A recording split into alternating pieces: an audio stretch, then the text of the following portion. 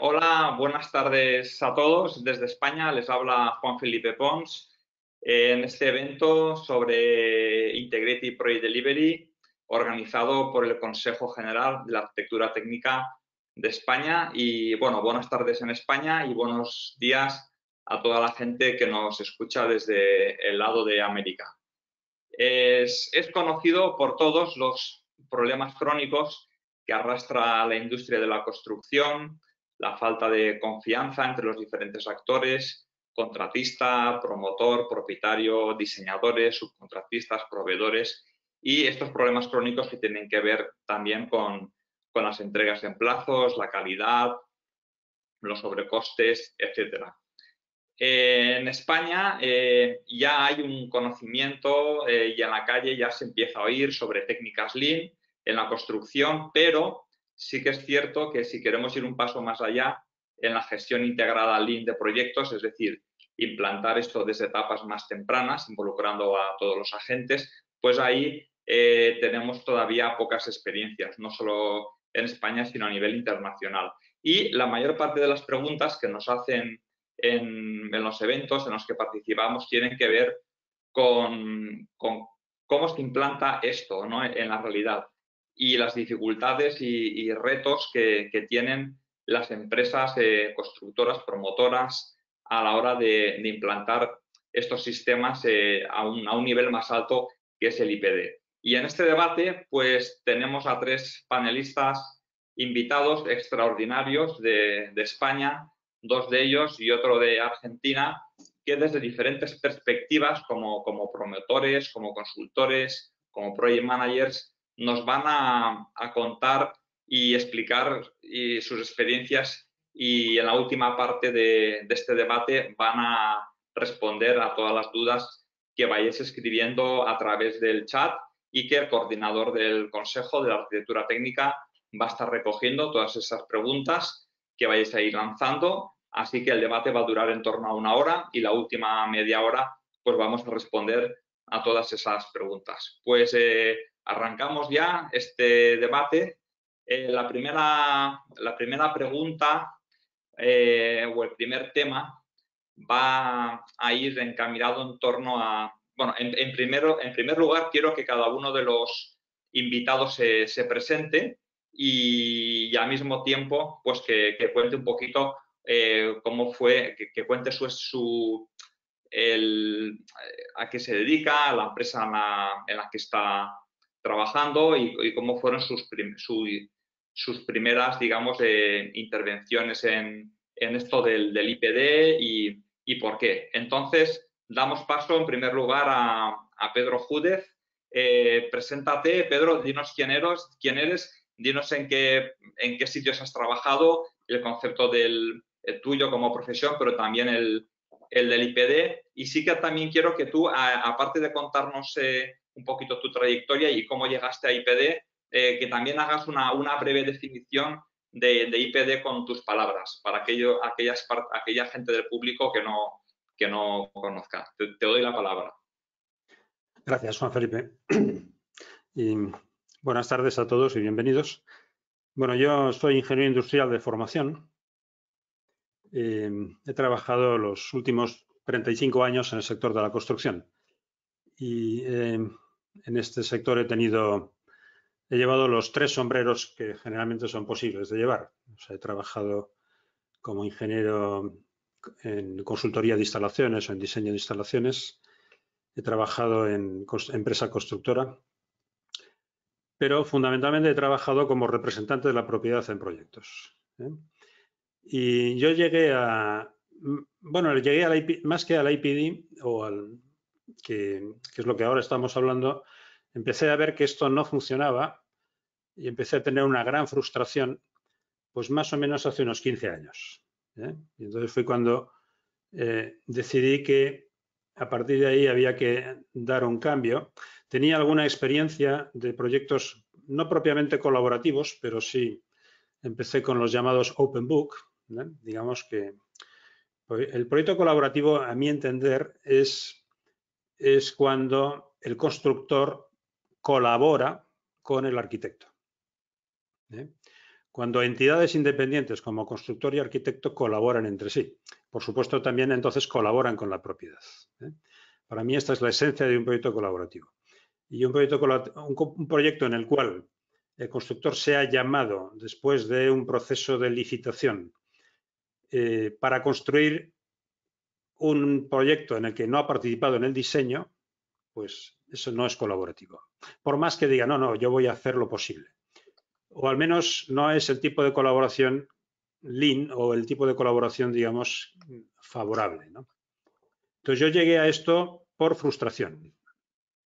Quiero decir que por insatisfacción con el actual sistema, por el sistema tradicional. Cuando en el sistema tradicional yo buscaba siempre rodearme de los mejores arquitectos y los mejores constructores cuando tenía que gestionar obras para propiedad, y generalmente yo he trabajado para propiedades de tipo institucional, aquellas que necesitan utilizar los edificios, ¿no?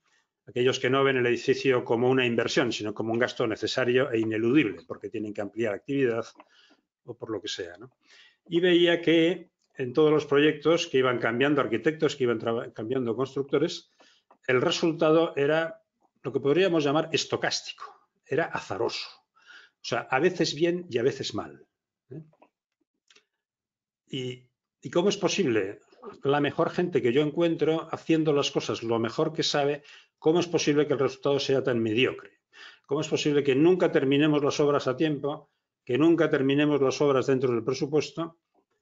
Y no digo que no sean con calidad, porque con calidad sí que sabemos hacerlas, y si no es cuestión de retrabajo y de retrasar más y de hacer todos los procesos, digamos, de acabados que llamamos en España, que en el fondo son retrabajos de lo que no se hizo bien a la primera, ¿verdad? ¿Cómo es posible? Algo debe estar mal a nivel general, pensaba yo. Y además yo veía que esto no es no ya un juego de suma cero. No sé si a algunos gusta el póker, pero en el póker, por lo menos, lo que uno pierde sabes que otro lo gana, ¿verdad? Y yo veía que aquí no era así.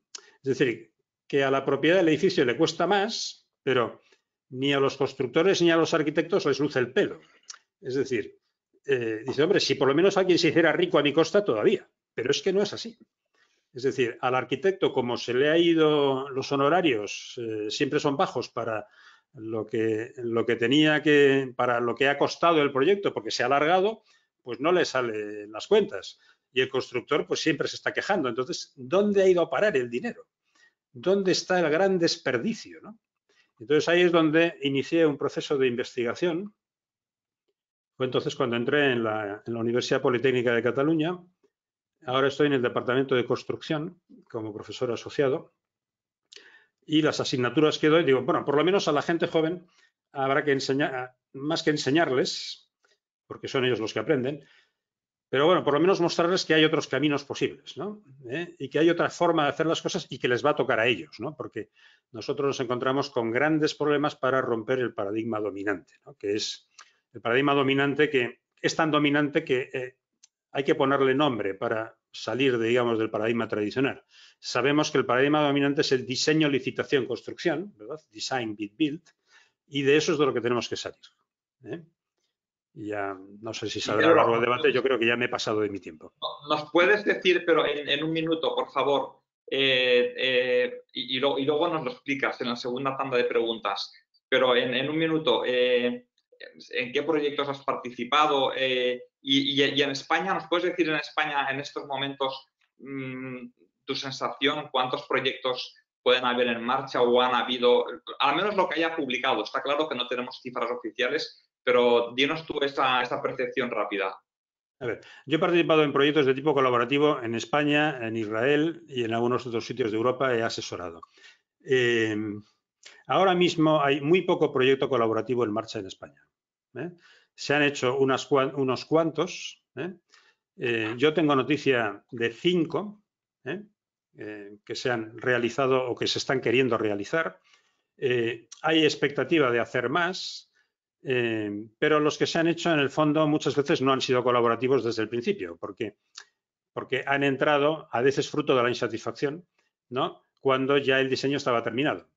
En el momento que el diseño está terminado y no se puede hacer una asesoría de preconstrucción por parte del constructor, ya hemos perdido bastante por el camino. Muy bien. O sea, ahora mismo estamos en mantillas. Quiero decir, vamos a ver, dentro del paradigma Lean Construction o de todo lo que es el paraguas de mejora de eficiencia y de consistencia que supone el Lean, yo diría, ya se ha hecho mucho camino con el BIM, con el Building Information Modeling, que es algo que afecta fundamentalmente a diseñadores.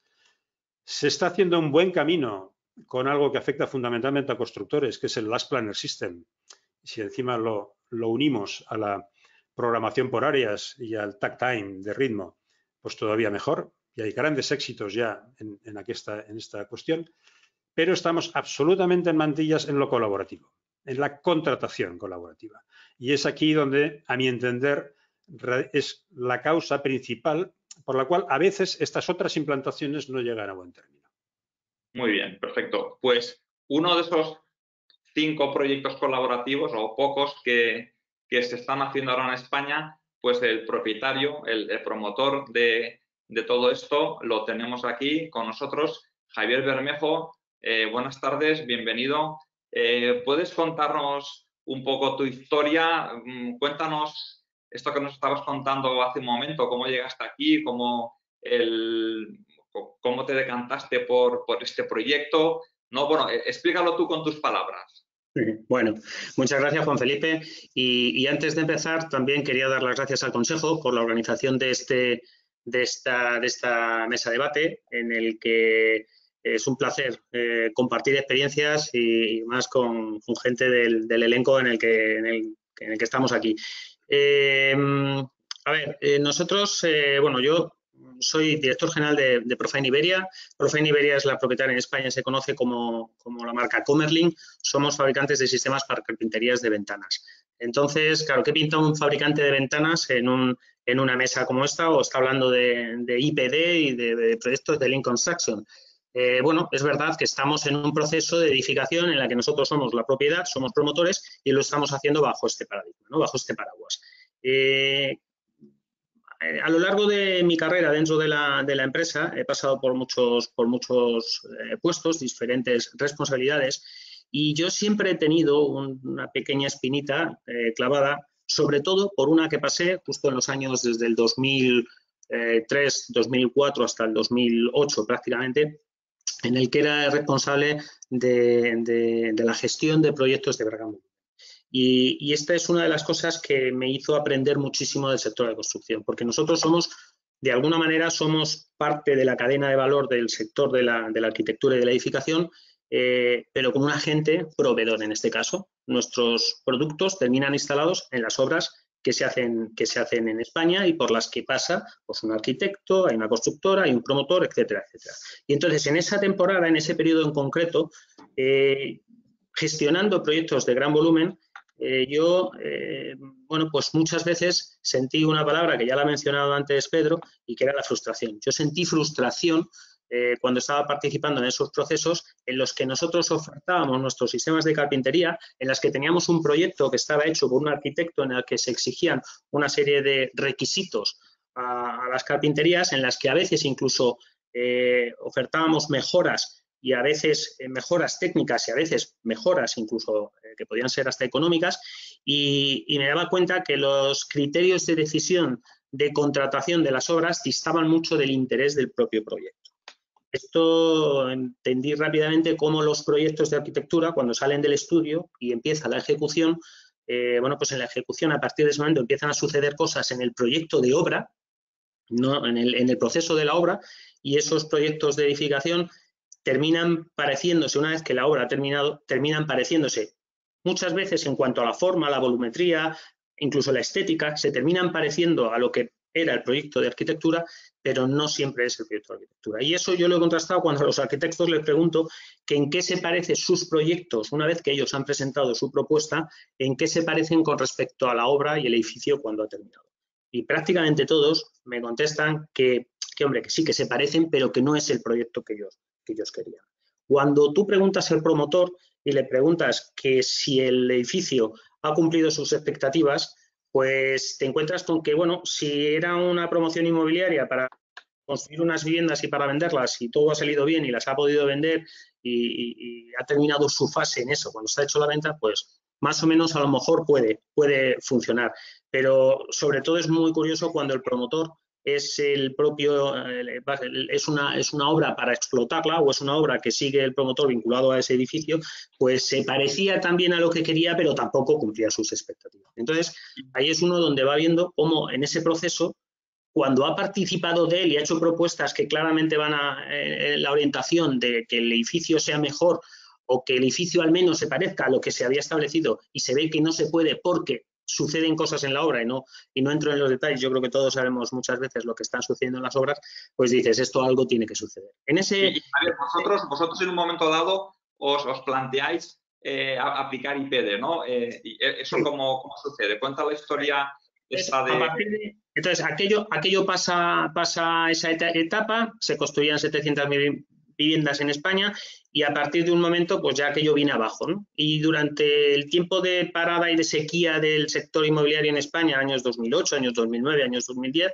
pues todas las empresas nos reinventamos y cuando aquello parece que se empieza a activar otra vez, en ese momento, bueno, pues surge una iniciativa en la que a través de personas profesionales con los que habíamos estado en contacto durante todo ese proceso, pues nos proponen como miembros de la cadena de valor, como agentes de la construcción desde la perspectiva de proveedores, si nos interesaría participar en proyectos de estas características. Entonces nos explican de la metodología Zero City Project, ahí es cuando nos conocemos nosotros también, Juan Felipe, y empezamos a hablar de integrar el Lean Construction, BIM y IPD. Y claro, a mí aquello me resulta que empieza a poner encima de la mesa herramientas para poder resolver muchos de los defectos que íbamos detectando en aquella etapa donde estábamos más como proveedores que como promotores. Coincidía que teníamos intención de construir un edificio de oficinas en nuestra sede central, en Madrid, donde tenemos la fábrica de perfiles, y dijimos, bueno, esto no es que nos interese solo como proveedores del sector de la edificación, sino que además me gustaría experimentarlo e imponerlo o implantarlo desde la perspectiva del promotor. Y entonces decidimos que ese proyecto de oficinas lo íbamos a hacer ajustándonos a esta metodología Zero City Project de BIM, Lean y, por supuesto, IPD. Y ahí es donde nos metimos de lleno. Todavía había muy pocas cosas que se hacían en el mercado, pero empezamos a trabajarlo y ya desde la perspectiva de promotor, porque ahí somos los promotores que somos la propiedad que vamos a construir edificios de oficinas. Iniciamos este proyecto y hoy está en marcha.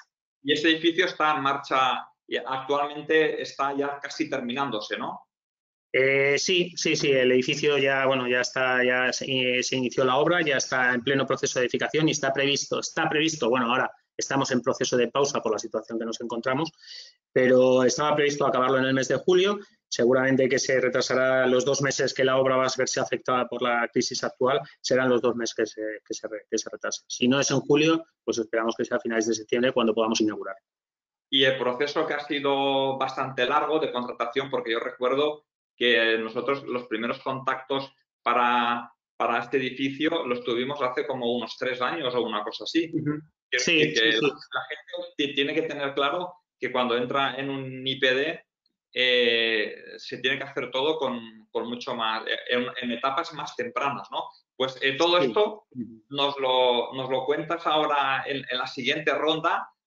Nos cuentas cómo ha sido ese proceso, ¿sí? Pero damos paso ahora a Rómulo Bertosa, nos habla desde Argentina, desde su doble parte como promotor de construcción de viviendas y diseñador también, ¿no? Pues entonces, Rómulo, cuéntanos tu experiencia como, bueno, puedes utilizar unos 10 minutos, ya que todos al final pues nos hemos pasado un poco. Cuéntanos tu experiencia también, cómo es tu coyuntura actual en Argentina y cuál ha sido tu experiencia hasta llegar ahí también. Bueno, muy buenas tardes a todos. También un placer poder compartir con esta mesa de lujo esta charla y también agradecer al Consejo por la invitación. Bueno, mi nombre es Rómulo Bertosa, soy arquitecto de formación. Vengo de una familia, digamos, de constructores. Mi madre es arquitecta, mi abuelo fue desarrollista inmobiliario. O sea que prácticamente la construcción, nací, digamos, en entornos, digamos, de la industria de la construcción. Actualmente me encuentro liderando como gerente general una promotora inmobiliaria radicada en la ciudad de Rosario, que se llama Pensaer. Tenemos 2 socios más fundadores y con todos los desafíos somos intergeneracionales. Yo soy el más joven del equipo. Así que venimos con mucha experiencia en el sistema, como decía Pedro recién, en el sistema tradicional de la construcción, y esto es mundial, digamos, esto no es algo solamente en España, es exactamente así en todo el mundo. Y también como comentaban recién, el camino, digamos, que iniciamos ya en el año 2014, tiene que ver con esta frase que es, digamos, si no estás disconforme con algo, si no hay algo que realmente te está doliendo, es muy difícil que puedas empezar un camino de cambio, ¿no? O sea, sin disconformidad no hay cambio. Y un poco lo que escuchaba también de Pedro y Javier es exactamente lo mismo que nos pasa a nosotros. Nosotros montamos una desarrolladora inmobiliaria en la ciudad de Rosario y después de casi 18 edificios, cada vez íbamos, ¿no? O sea, lo veíamos día a día, pero cada vez nos sentíamos más disconformes con esto de que también ustedes plantearon que no se podían cubrir las expectativas de nuestros clientes en cuanto principalmente a tiempos, ¿no? O sea, y cuando nosotros nos dábamos vuelta, muchas veces veíamos que las rentabilidades esperadas por nosotros no eran las que teníamos previstas. Lo cual, un poco también como decían, es nosotros nos levantábamos todos los días a las 8 de la mañana y dábamos lo mejor de nosotros y todos nuestros equipos, pero ahí lo que entendíamos que había algo más grande que teníamos que tratar de visualizar para poder atacar y mejorar, que era de qué modo encarábamos los desafíos que nos presentaban adelante la construcción. Ahí ingresamos en el mundo del Lean Construction, empezamos implementando como mucho las Planner como una herramienta para poder ayudarnos a lograr esta meta que queríamos cumplir, que era cumplir los plazos en el año 2014. En el año 2016 tengo la suerte de poder viajar a Estados Unidos, a San Francisco, y conozco lo que en ese momento era el contrato colaborativo más grande del mundo, un hospital que se llama el Cathedral Hill. Tengo posibilidad de verlo por adentro y también ver una imagen que me quedó grabada que tenían el contrato en una cajita de cristal en la oficina, lo que sería el obrador o la oficina técnica. Y cuando pregunto qué es eso, me dice, es el contrato. ¿Y por qué en la cajita de cristal? ¿Viste? Casi como los bomberos dicen, en caso de emergencia rompe el vidrio, que tenemos los extinguidores, los matafuegos. Ellos me decían es que si nosotros en el momento tenemos que tener que acceder a ese contrato para poder sacarlo y hacer un litigio, es que fracasamos como equipo. Yo cuando escuché eso realmente creí que esto era ciencia ficción, no entendía qué es lo que estaban hablando, después de todo el recorrido que teníamos nosotros, ¿no? Aparte, con una industria que lo que nos promueve es que yo tengo que ir a la obra como un promotor o como director de obra, mientras más rudo, mientras más rústico, mientras más puede imponer, digamos, unilateralmente las decisiones, mejor estoy haciendo las cosas, ¿no? O sea, casi como uno que se tiene que preparar para ir a la obra y darse ánimo para ir ahí a levantar la voz. Y de golpe me encontraba en Estados Unidos que me hablaban de que si el modo que estaban encarando o que estaban llevando adelante este proyecto, una obra de en ese momento era $5 billones, era con colaboración. La verdad que para mí fue una imagen que me quedó grabada en este camino. Y después, en ese tiempo, obviamente, y yo cuando cuento la historia también, lo primero que pasa, pongámonos en el contexto en lo que nosotros construimos en Argentina, con las particularidades argentinas, cada uno de ustedes tendrá su visión o su imagen de lo que es Argentina. Lo que les puedo contar es que es un contexto de alta variabilidad, a donde las crisis forman parte de nuestra vida cotidiana, lo cual cuando yo volvía y contaba todo esto y queríamos implementar, obviamente que muchas veces lo que se decía, bueno, pero eso es Estados Unidos, esto es Argentina, Rómulo, ubicate, esto no se va a poder hacer acá. Y bueno, esas son justamente las piedras que a lo mejor en cuestiones de personalidad más energías le da a uno para poder seguir avanzando. En el año 2018 conozco al capítulo peruano de Lean Construction y todo lo que estaban haciendo en Perú, y la verdad que eso a mí me dio otra dimensión, porque de golpe encontramos la voz latina del Lean. O sea, todo el trabajo que nosotros veníamos haciendo desde 2014, mirando mucho a Estados Unidos, tuve la posibilidad de conocer a Glenn Ballard, Beck, pero de golpe era como, había una cuestión cultural que no estaba demasiado alineada a los desafíos que nosotros estábamos teniendo en la implementación del camino Lean y esto del contrato IPD. Entonces, hace un par de años, cuando logramos generar esta especie de mapa, que ahí también lo conocía Juan Felipe, y poder conocer cómo se estaban haciendo las cosas en Latinoamérica, nos dio mucho más fuerzas para poder empezar a implementar este nuevo estadio, que era esto de empezar a pensar en contratos colaborativos de trabajo. Actualmente tenemos una obra de construcción, nosotros somos promotores inmobiliarios de vivienda principalmente, tenemos una obra acá en Rosario, es una obra de 5.000 metros cuadrados, 52 departamentos, con una inversión de costo seco de alrededor de $1.800.000, a donde tenemos una meta con la empresa constructora que la estamos trabajando en colaboración para poder lograr un ahorro de un 7% sobre ese costo, ¿no? O sea, esa es una meta completamente concreta y directa para la cual estamos trabajando en equipo para poder cumplirla. Eso también es clave, digamos, ¿no? La colaboración no es la colaboración por la colaboración misma, es porque realmente lo que queremos lograr es edificios de alto desempeño. Y lo que nosotros en la experiencia habíamos visto es que no estábamos pudiendo lograr eso con el sistema tradicional. Entonces, si estoy disconforme con el sistema tradicional, si realmente creo y tengo dolores en cómo se está llevando, digamos, hay una frase que dice, si vos querés lograr cosas distintas, no repitas lo que estás haciendo. Pero bueno, es algo que todos asentimos con la cabeza, pero pocos lo implementan, decir, che, generemos un cambio trascendental en el modo de poder construir. Así que ese es un poco el cómo entramos y el desafío en el cual estamos hoy acá en Rosario. Y quiero contar una pequeña anécdota. Para poder arrancar el contrato colaborativo en mi empresa, la primera obra fue la construcción de mi casa. O sea, yo arranqué, digamos, haciendo el camino personal, estando completamente convencido que es eso y poniendo en juego, digamos, mi patrimonio personal para poder demostrarle a todos, a mi empresa y demostrar también a la empresa constructora que este es un camino viable y posible. Entonces tenemos que estar dispuestos a asumir riesgos para poder después tener esos retornos. Muy bien, muchas gracias, Rómulo. Has hablado del tema de traducir lo anglosajón a lo latino, ¿no? Por ahí se utiliza la expresión tropicalizar, ¿no? Tropicalizar el Lean es un concepto que en mis viajes por América Latina pues ha sonado mucho, lo hemos utilizado mucho, pero que nos serviría para todo el mundo hispanohablante, que es el de tropicalizar el Lean. Yo creo que ya estamos siendo capaces desde hace unos años de elaborar el propio mensaje de Lean, pero en español, válido para España y América Latina en general, porque son culturas diferentes.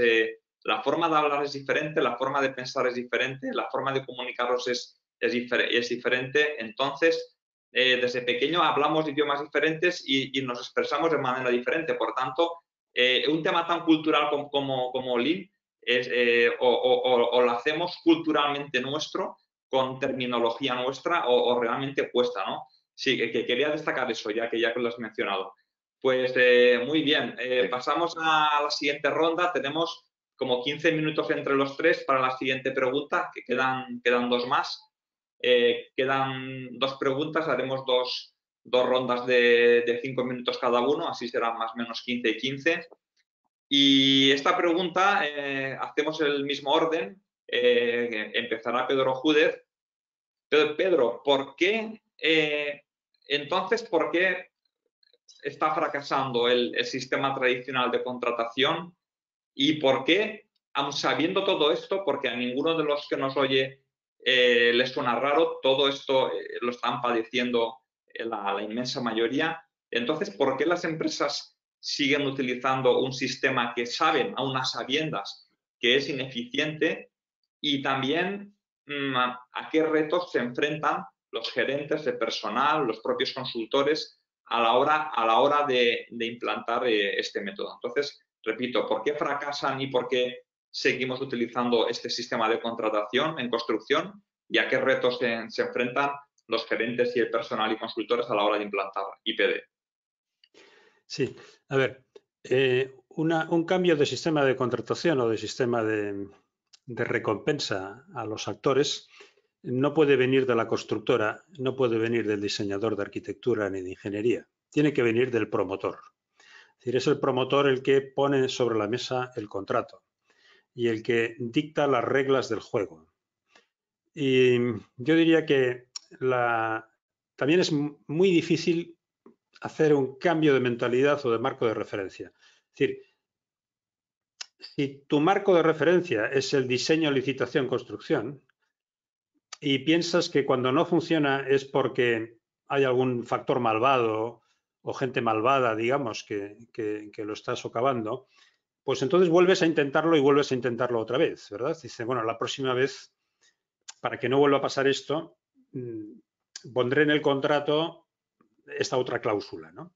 Y ahora mismo te coges cualquier contrato normal de tipo tradicional y ves que son una serie de agregados, de posibilidades que pueden ir mal y cómo, en caso de que pase esto, usted será castigado de esta forma, ¿no? Y fundamentalmente, el constructor acaba, los contratos acaban diciendo, el constructor se obliga a todo, la propiedad no se obliga a nada y además, si falla en algo, usted será fusilado al amanecer.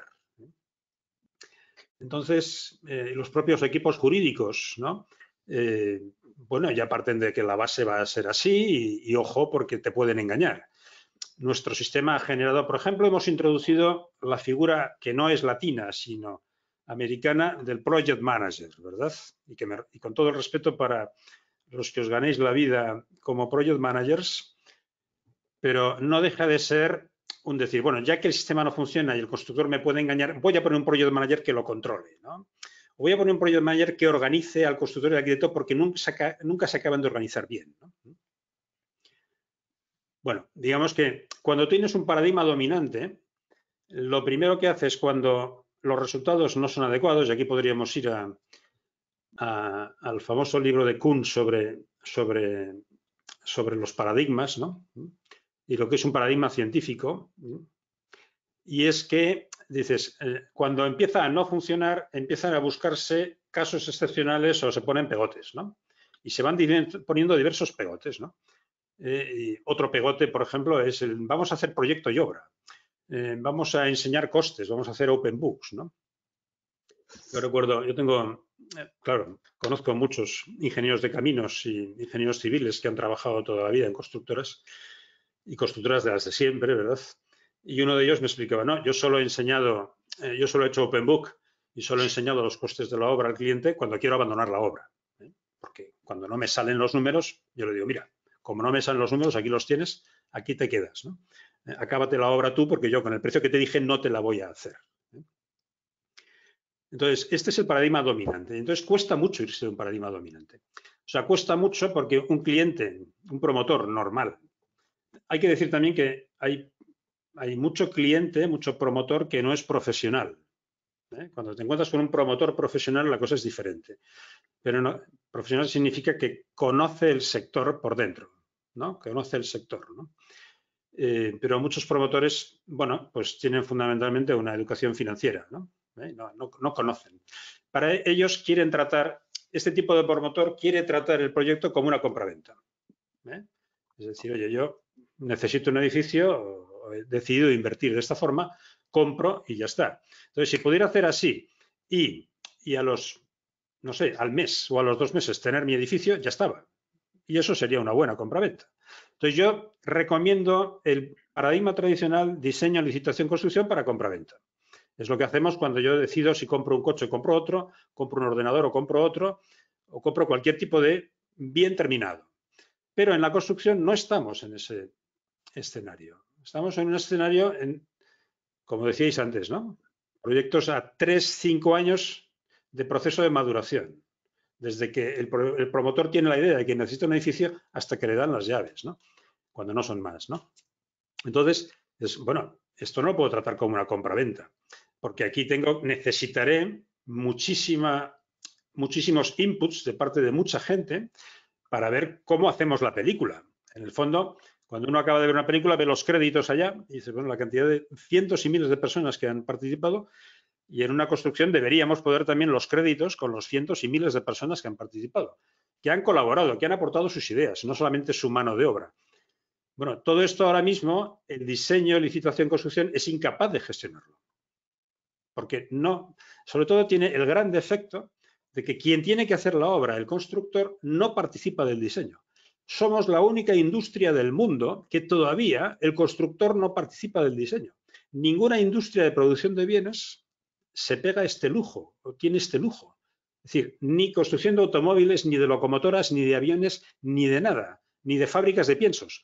Es decir, no puede ser que el constructor sea llamado después de un proceso de licitación, por otra parte más o menos devastador para el proyecto, y se le diga, ahora construye y además simplemente construye, no pienses, simplemente ejecuta. Esto no tiene sentido. Bueno, perdón. Bien, Pedro, rápidamente, en menos de un minuto, ya que has mencionado el concepto Open Books, porque yo quiero que lo aclares, porque Open Books no es un contrato APD, es un contrato, como has dicho, cuando no queda más remedio, pero un contrato Open Books a veces puede ser casi tan perverso como uno tradicional, ¿no? O incluso más perverso. Open Book significa simplemente voy a enseñarte los costes, propiedad, por parte del constructor. Es decir, en el contrato tradicional normal te voy a enseñar los costes. Y ya está. Entonces, muy bien. Es decir, te voy a enseñar los costes, te voy a enseñar aquí en subcontrato, te puedo enseñar los costes de la subcontrata y eso. A ver, el Open Book es un gran paso en adelante. Mucha gente que ahora, mi primer contrato no colaborativo, pero mi primer pensamiento de que las cosas podían ser diferentes fue un Open Book, ¿no? Con un Open Book pensé, hombre, esto es otra atmósfera, diferente, ¿no? Fue un cost plus con fee para el constructor. Estamos hablando del año 2005, no, 2000 o por ahí, ¿eh? Es decir, ya hace 20 años de esto. Entonces, bueno, ahí ya vi que la cosa era muy diferente y que valía la pena ir por este camino de transparencia. Es decir, uno de los problemas que tiene el sistema tradicional es la opacidad.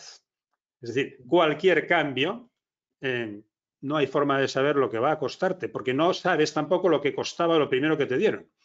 Y además es algo celosamente guardado, por supuesto, porque ahí forma parte de lo que vamos a ver si me rehago, ¿verdad? Porque cuando he conseguido el proyecto a pérdida, ¿no? Después de la licitación más o menos devastadora, mi primera obligación como constructor es decir, vamos a ver si esto lo recuperamos un poco, ¿no?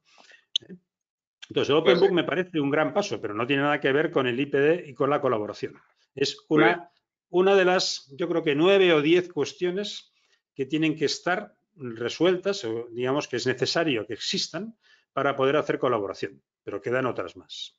Muy bien, gracias, Pedro. Pues mira, Javier Bermejo, quería que, ya que ha explicado ya muy bien, Pedro, el por qué fracasan los proyectos, para no repetir más o menos, ibas a decir casi lo mismo, lo que quiero que en tus minutos nos cuentes cómo ha sido el proceso desde la fase de diseño hasta el día de hoy del proyecto del Reto Comerlin, pues bueno, en el que he podido participar a tu lado diseñando ese proceso junto con otros grandes profesionales. ¿Nos puedes contar cómo ha sido el proceso? Sí, bueno, nosotros para empezar a hablar del diseño, esa primera etapa de todo el proyecto, esa primera fase, lo que hicimos fue la organización de un concurso de arquitectura. Que nosotros, entre otras cosas, lo que queríamos también era involucrar a la arquitectura desde el minuto cero. Partíamos de un concurso de ideas. No queríamos hacer un concurso como habíamos experimentado y habíamos visto en otros casos en los que hay un concurso, hay una idea o hay un proyecto, ese es el ganador y después el proyecto no es viable poder hacerlo porque el proyecto ganador pues es inasumible por parte de la propiedad porque cuesta 3 veces más del presupuesto que tenía. Entonces ahí es donde nosotros decidimos hacer un simple concurso de ideas donde hubo 5 finalistas y con esos 5 finalistas se empezó a trabajar ya en la metodología. Todavía no se sabía quién era el equipo técnico que iba a desarrollar el proyecto, pero ya se empezó a transmitir conocimiento. ¿En qué consistía todo esto de Lean Construction? ¿Cuáles eran los requisitos que se pedían BIM para ese proyecto? Y cómo iba a ser el contrato, el famoso contrato colaborativo, el IPD. En esa fase los equipos técnicos iban mejorando su proyecto y al final había un ganador que bueno, pues fue el adjudicatario ya del desarrollo del proyecto. Y a partir de ese momento, sobre ese proyecto, que ya en ese periodo que duró 3 meses, 4 meses aproximadamente de fase desde el concurso de ideas hasta el proyecto básico, se empezaba a trabajar en el desarrollo del proyecto y estuvimos trabajando durante mucho tiempo. Todavía ese proyecto hubo que ir haciendo modificaciones, pero era un proyecto básico que se fue desarrollando y donde ya empezó a participar los distintos agentes o se fueron involucrando más agentes en el proyecto. Luego llegó un momento en el que el proyecto era y a partir de ese momento entró el contratista principal, es ese proceso. Hay un agente, en concreto los agentes de Zero City Project, que son con los que colaboramos con Felipe, está el equipo de arquitectos y está la propiedad. E inmediatamente entra un contratista principal. Pero nosotros además hemos paquetizado el proyecto, porque esto no hay una contratista que hace toda la obra, sino que determinadas partidas pues van subcontratadas porque así se definió desde el origen y porque entendíamos que eso era bueno para el proyecto.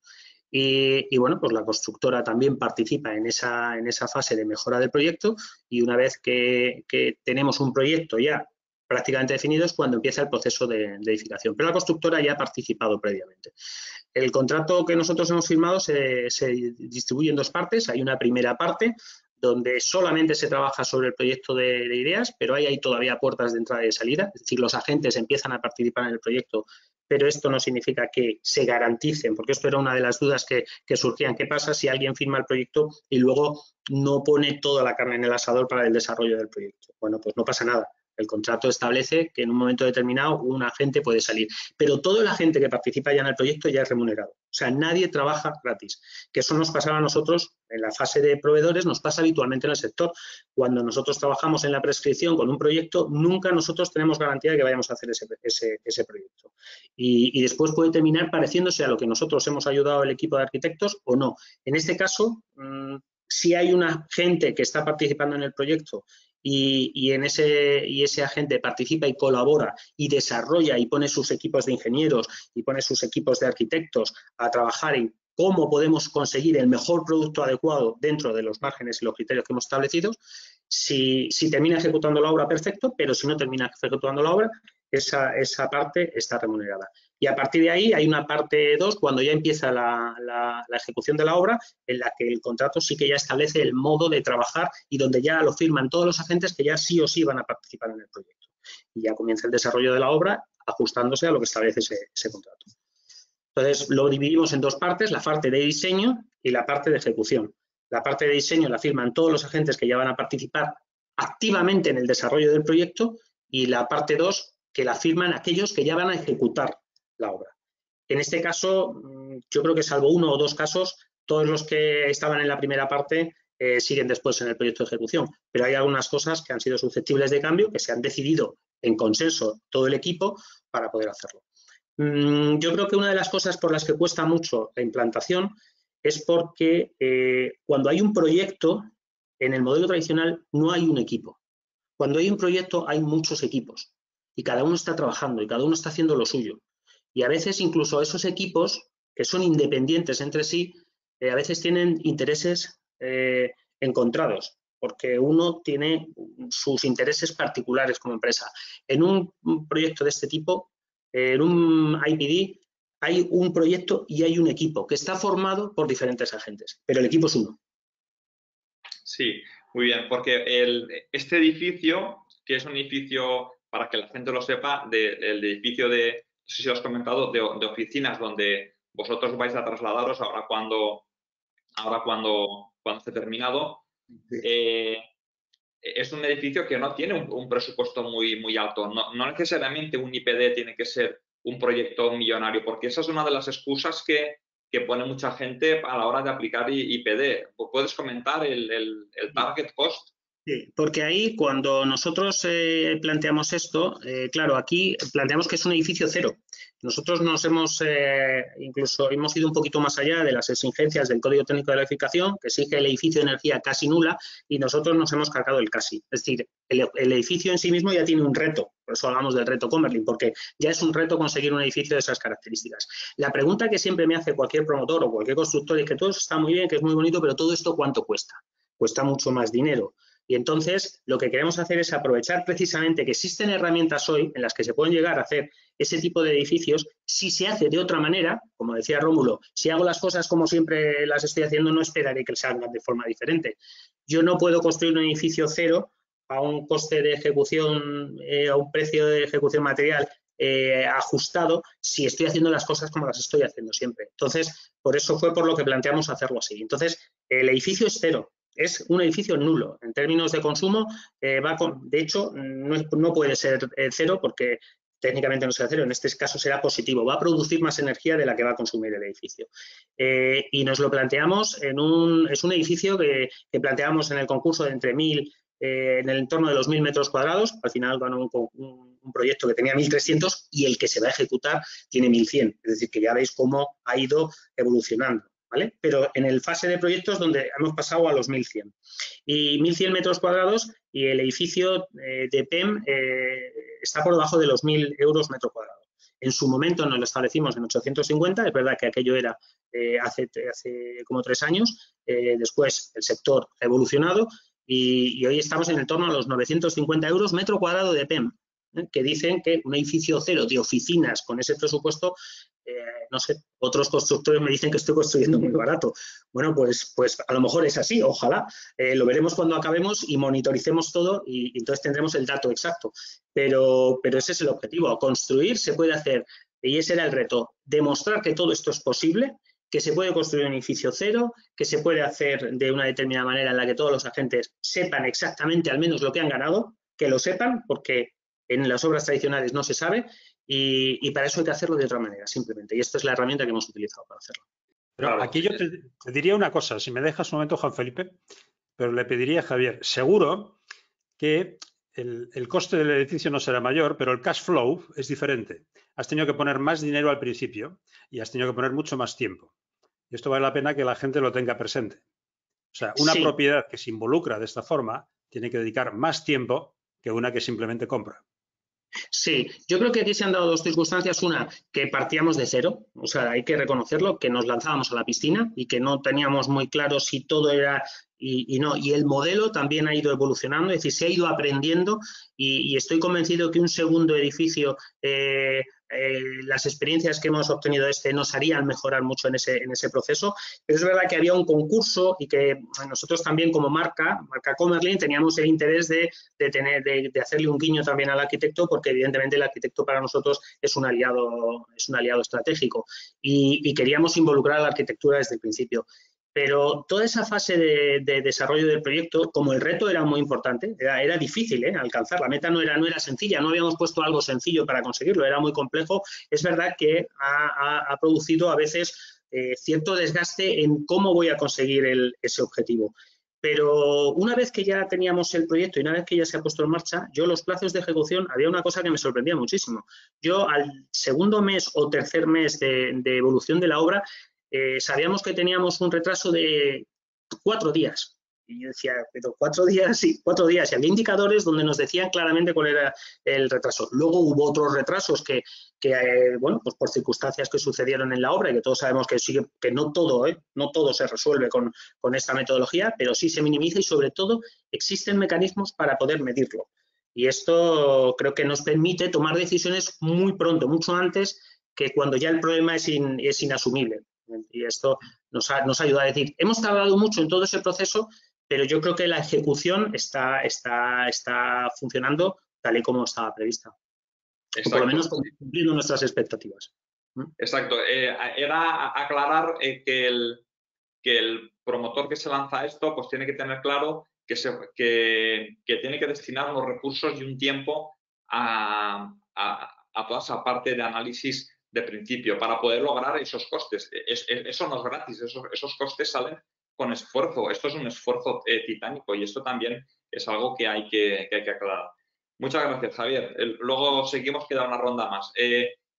Rómulo, Rómulo, la pregunta para ti, para sacar más provecho a todos, es que nos cuentes también tu experiencia. Bueno, aquí hay que aclarar que en IPD hasta ahora, más allá del mundo de algunos proyectos en Estados Unidos y el mundo de países escandinavos, el IPD no nos gusta hablar de éxito o fracaso. Cualquier intento de IPD ya consideramos que es mejor que no hacer nada. Entonces, casos perfectos, yo creo que no vais a encontrar prácticamente, yo me atrevería a decir que ninguno.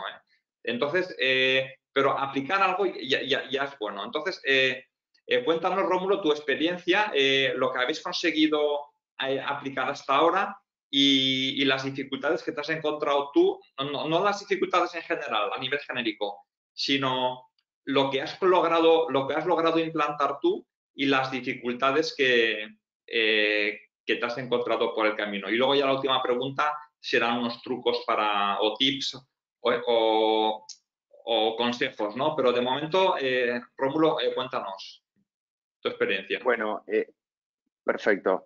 Como coincido plenamente, no existe primero que en el camino Lean en general no existe llegar, o sea, nunca llegás, y esto también forma lo mismo. Por eso, a lo mejor más que encerrarlo en si estás o no haciendo IPD, que parece como una cuestión que vos podés llegar en algún momento dado, es tratar de generar estos espacios, estos ambientes colaborativos, ¿no? Y lo decía Pedro, que son caminos y que poder ir avanzando con ese mismo norte, ¿no? En estos entornos colaborativos de trabajo principalmente.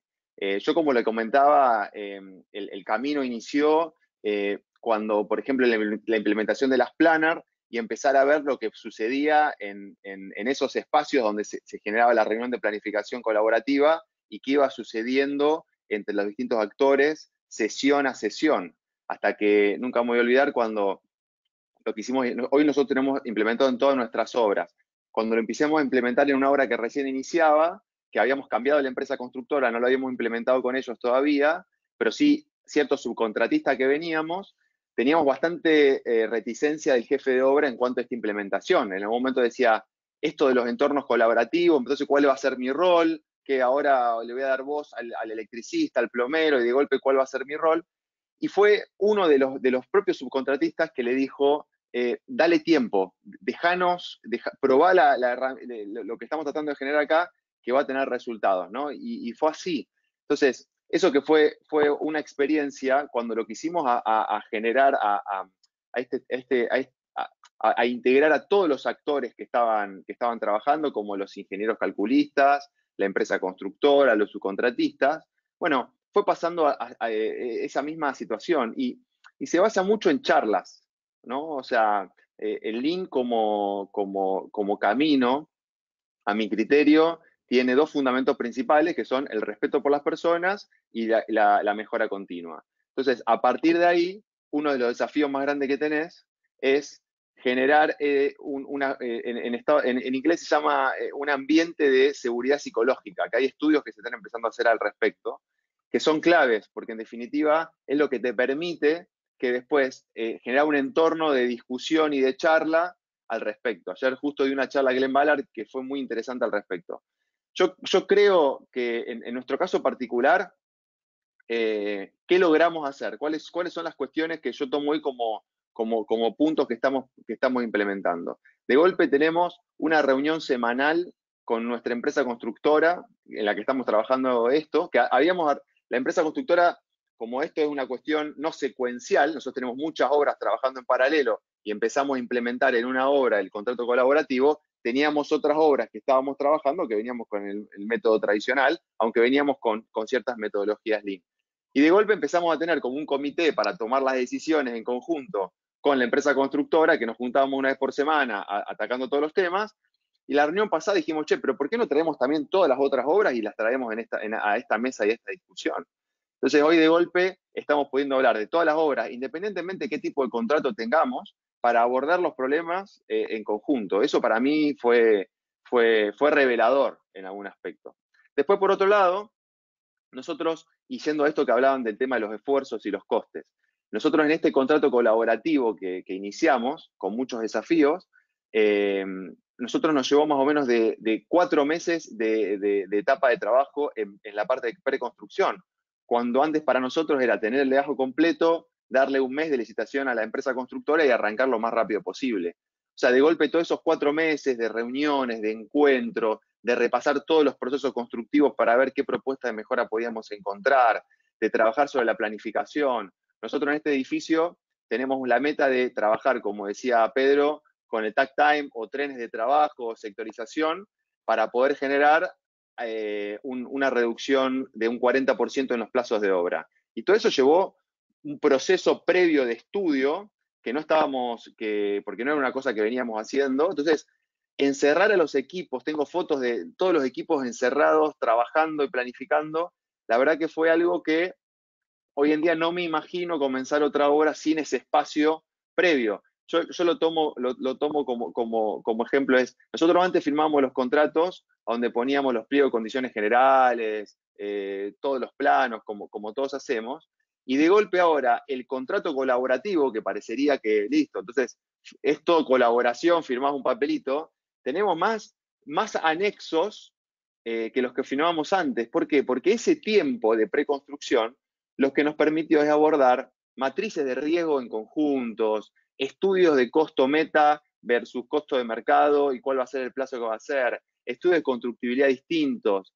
Nos sumamos, por ejemplo, a un desafío que es armar un protocolo de calidad entre promotor, estudio, digamos, proyectista y empresa constructora, para que todos estemos viendo lo mismo. Entonces, cuando hablamos de hormigón armado a la vista, ¿de qué estamos hablando? Cuando armamos, ¿no? Entonces, todo ese tiempo lo que nos permitió es estar todos viendo la misma página, el mismo libro, pero más importante que eso, que son cuestiones técnicas, es generar la cultura a donde entendamos de que estamos todos trabajando en equipo para y por el proyecto.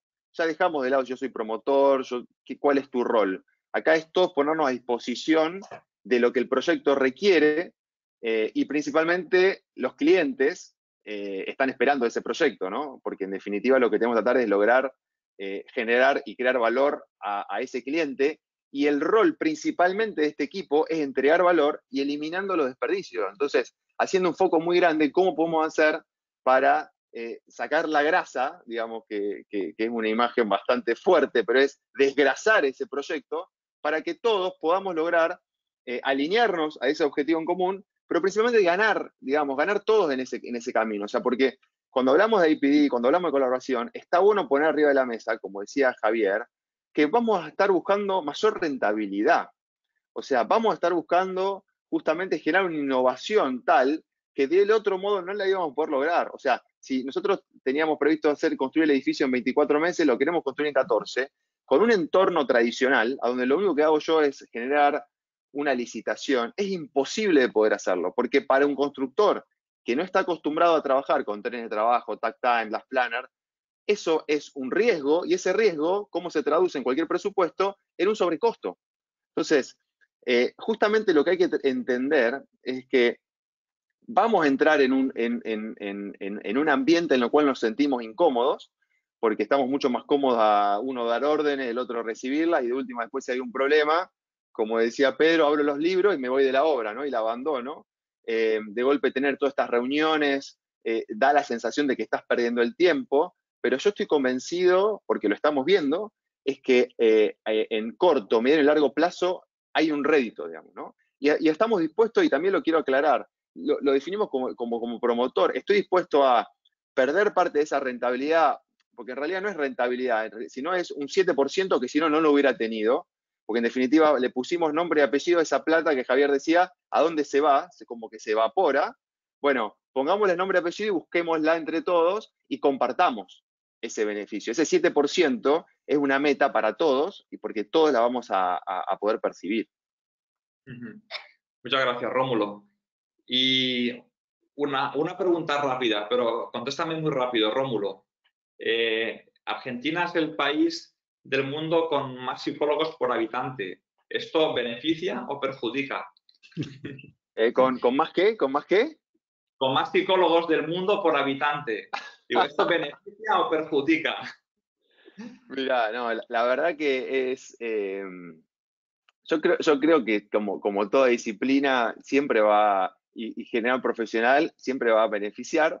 Desconocía ese dato tan certero, te puedo decir otro, pero no sé, la variabilidad, digamos, si quieren hablamos un ratito de variabilidad. Yo creo que también dada al contexto argentino, el psicólogo es un actor clave para poder hacerlo. Muchas gracias. Y hay que romper el hielo. A veces en sesiones tan largas tenemos que hacer alguna broma, si no, para distraernos un poquito. Nos queda una ronda rápida, muy rápida, va a ser breve de menos de 5 minutos y ya pasamos a las preguntas. Ya para finalizar, unos consejos que cada uno de vosotros podríais dar para alguien que quiera iniciar un proyecto. Es decir, ya habéis hablado de algunos de ellos, pero sí que algunos consejos más del tipo, pues yo esta vez haría esto o haría lo otro, o aquí nos equivocamos, o en vez de hacer esto haríamos lo otro. No sé, como todos habéis pasado por la experiencia, por el proceso, lo estáis haciendo, estamos todos aprendiendo, estamos todos los que nos dedicamos a esto mejorando. Sabemos que no tiene límite esta mejora. Como decía otro cliente mío, me gustó mucho esta frase, es que aplicar Lean es un proceso en sí mismo, es un proceso y vas aprendiendo y te va haciendo mejor conforme lo vas aplicando, ¿no?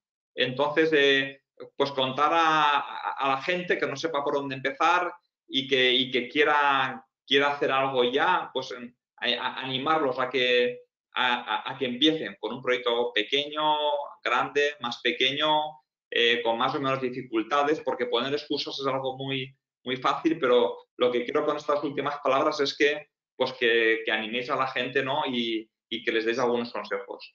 Pedro.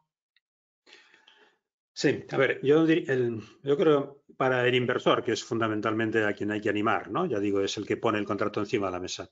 Es decir, si los que estáis oyendo sois o constructores o diseñadores, vale la pena que conozcáis el sistema, sobre todo para que cuando os venga un promotor diciendo, oye, vame a colaborar conmigo, le puedas decir, un momento que colaboración significa esto. Por ejemplo, contrátame ya, ¿verdad? Como decía antes Javier, no me hagas trabajar gratis para ti o no me hagas darte ideas para que luego hagas una licitación tradicional y entonces alguien se aproveche de mis ideas, etcétera, ¿no?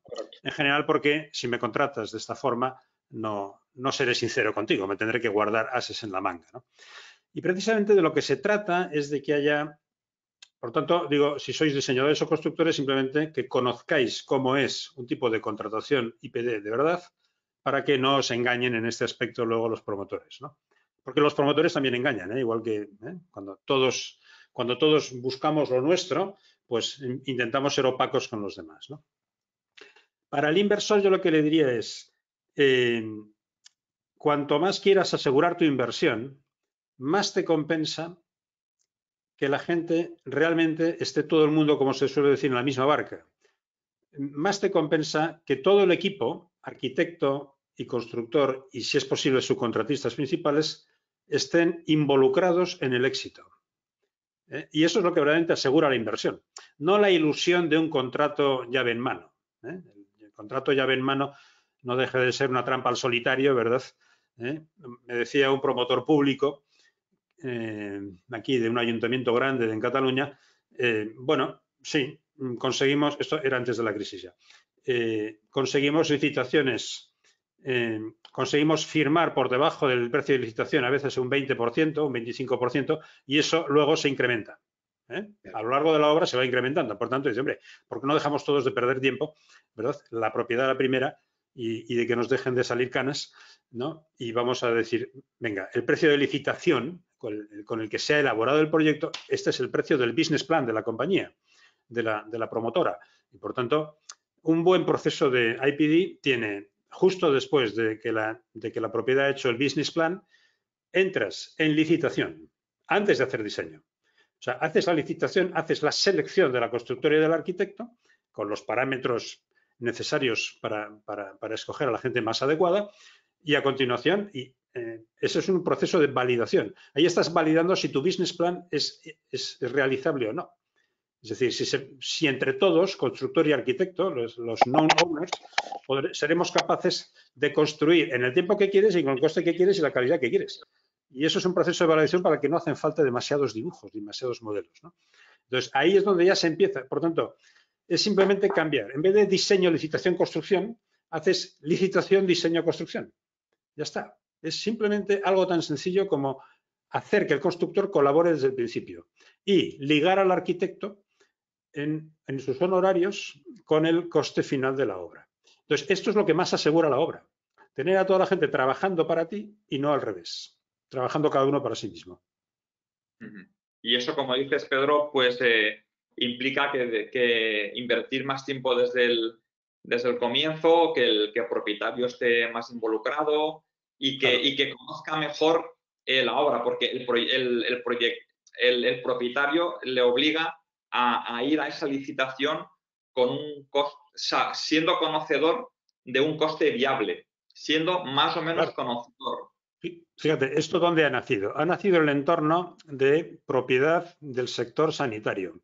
El sector sanitario es el que hace los edificios más complejos desde el punto de vista de instalaciones y desde el punto de vista de requerimientos, más complejos también en su uso y en su mantenimiento.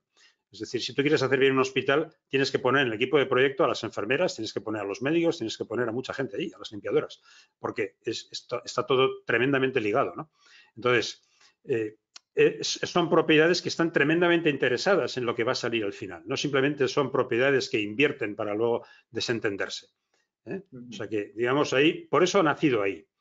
Pero tengo que decir una cosa también. No hace falta ninguna tecnología para esto. Es decir, lo único que falta es contratar a la gente de forma adecuada. Es decir, que no aplico BIM, pues no aplico BIM. Que no aplico las planners, pues no aplico las planners. Lo decidirá el equipo. ¿Qué tecnología ponemos? Lo decide el equipo. Eso ya es mágico. Es decir, lo único que hace falta es contratar de forma diferente. No hace falta aprender nada más. Hay que, por supuesto, tratar mejor a la gente. O sea, esta colaboración está basada en la confianza.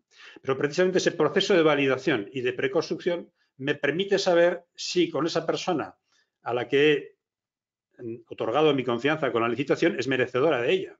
Porque si a lo largo de ese proceso vemos que aquella persona, que aquella gente, que aquel equipo que me han puesto no tira, ya puedo decir, por favor, otros, ¿no? Tengo puertas de salida. Es decir, un proceso, un contrato IPD generalmente tiene puertas de salida en las cuales cualquiera de los actores puede decir, no sigo, porque no me la juego con vosotros. Y esto también es una garantía. Muchas gracias, Pedro. Javier, vosotros habéis en el proceso, me consta, porque lo he vivido de cerca, habéis involucrado a toda la cadena de valor, habéis tratado de satisfacer a toda la cadena de valor, que eso es una de las partes importantes. Por ejemplo, si no recuerdo mal, en la primera fase de diseño, ya incluso tus empleados, ¿no?, el que quiso, pudo interactuar con el modelo virtual y tomar decisión sobre el proyecto arquitectónico, ¿no? Es así, ¿no? Sí, claro, es que el usuario está en el centro de la toma de decisiones del proyecto. Si es un hospital, como decía el ejemplo de Pedro, que estaba comentando, pues hay que pensar en el enfermo y en los sanitarios, en los profesionales que van a trabajar en ese hospital.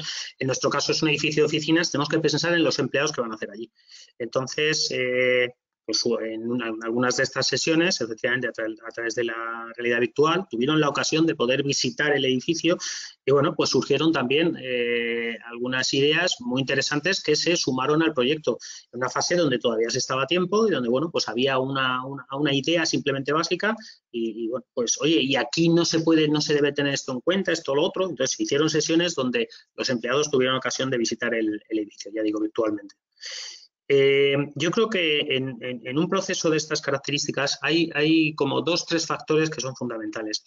Hay uno que es, hace falta cierto liderazgo. O sea, tiene que haber una figura que asuma y que esté dispuesta a tirar del carro y que en un momento determinado haga de director de orquesta, porque son muchos los músicos, todos son muy buenos, el contratista puede hacer unas obras excelentes y ejecutarlas y sabe mucho de obra, y los arquitectos son profesionales excelentes que tienen su idea y que tienen que plasmarla, y el que va a hacer las instalaciones o el que va a poner las ventanas es experto en ventanas. Todos son expertos en su materia y todos son maravillosos. Hay que partir de esa, pero hace falta que alguien le ponga tono, que le ponga música al número, porque si no, pues lo que digo, no puede seguir existiendo muy buen trabajo hecho, pero si no está en el ritmo y no hay armonía, al final las cosas no salen. Y ese liderazgo es importante. Mi recomendación a alguien que quisiera empezar a dar los pasos, Rómulo lo hizo y asumió él ese liderazgo. Y él mismo se formó y fue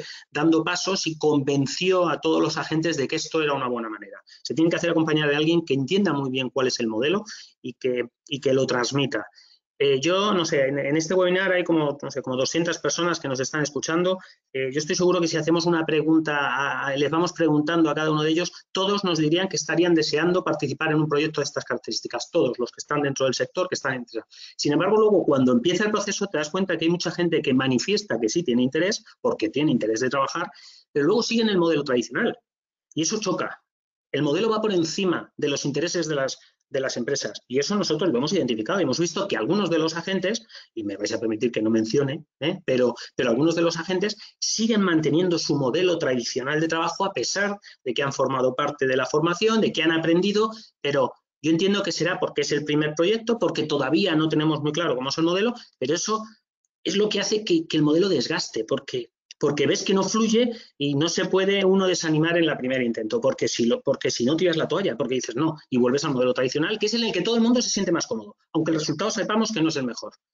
Entonces, ese liderazgo es importante ahí para hacer que la armonía se mantenga en el proyecto, y luego, dentro del proceso de edificación hay agentes que no están en primera fila, sin embargo sí que influyen mucho, y algunas veces lo hemos comentado en otros foros, que son, por ejemplo, los servicios jurídicos, porque estamos hablando de un contrato. Entonces, si yo a cualquiera le diría, oye, pues te coges de tu mano al abogado y te lo llevas a las sesiones para que entienda el modelo, porque si no te vas a encontrar luego ahí un eto. O si no, asume, si vas a participar en este proyecto, asume que no le vas a poder hacer caso a tu abogado. Porque tu abogado no lo va a entender a priori. ¿Por qué? Porque está metido en el proceso tradicional. Y olvídate, yo con mis abogados les explicaba el modelo y me decían, a ver, que esto se ha hecho todavía de la siguiente manera. Tú tienes el proyecto, lo sometes a licitación, tienes 4 ofertas, la más barata, ese le tienes que contratar y ya haremos un contrato donde no se nos pueda escapar. Y ya le pillaremos si el tío no cumple.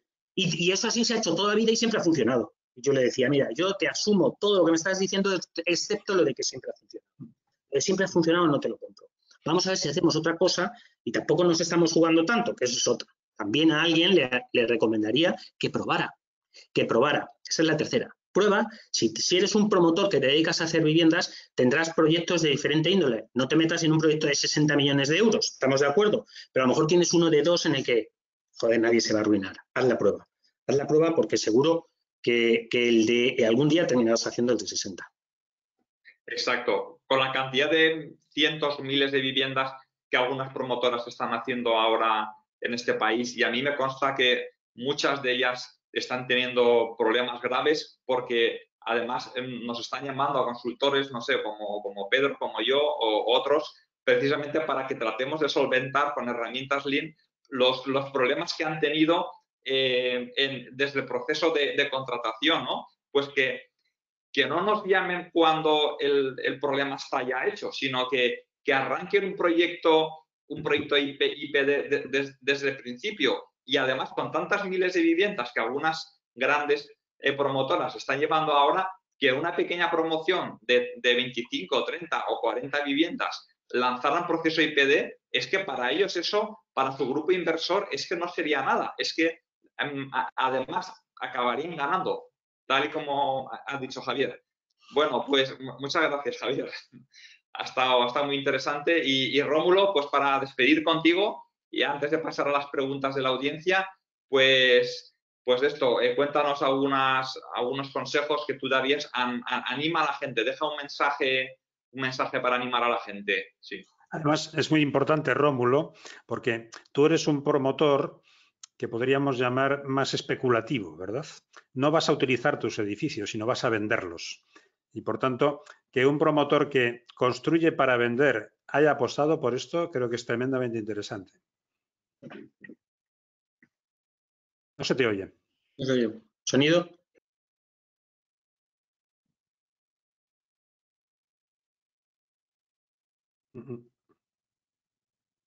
A ver, ¿no se oye ahora? Hola, hola, ¿me No. escuchan ahí? Ahora. Ahora sí, sí, perfecto. Ahora sí, perdón.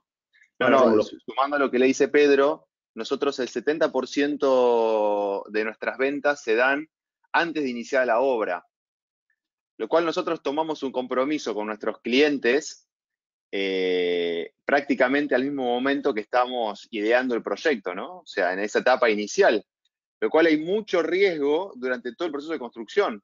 Por eso para nosotros, tomar sistemas o métodos o entornos que nos permiten minimizar todos los riesgos que se pueden dar durante este proceso es clave por una cuestión de subsistencia. Porque aparte no nos olvidemos que en un proceso de construcción de 1 o 2 años, en un país como Argentina, tuve 3 crisis, devalué, o sea, hace 2 semanas había por cada dólar compraba 80 pesos, hoy compro 100. Y de golpe, entonces los costos directos aplicados a dólares me acaban de aumentar, pero por otro lado devalué y soy más barato en dólares. Entonces, digamos, y eso en un periodo de 3 años me pegaron 3 o 4 como esas, ¿no? Entonces, para nosotros casi, por eso lo vuelvo a repetir y para mí, cada vez que lo cuento acá en Argentina, tener entornos que te ayuden a eficientizar los procesos, a tratar de agregar valor eliminando los desperdicios, es una cuestión casi de subsistencia en el contexto en el cual estamos viviendo. Yo más que dar tips de qué hacer, me gustaría decir qué es lo que no hay que hacer.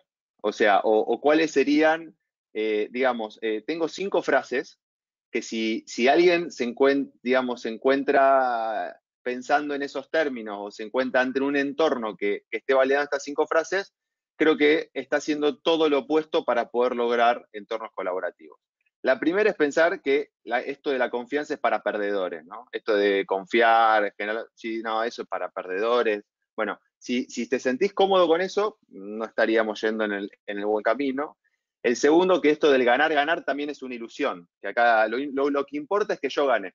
Mientras que yo gano, digamos, y más como promotor, mientras que yo gano, eso funciona bien.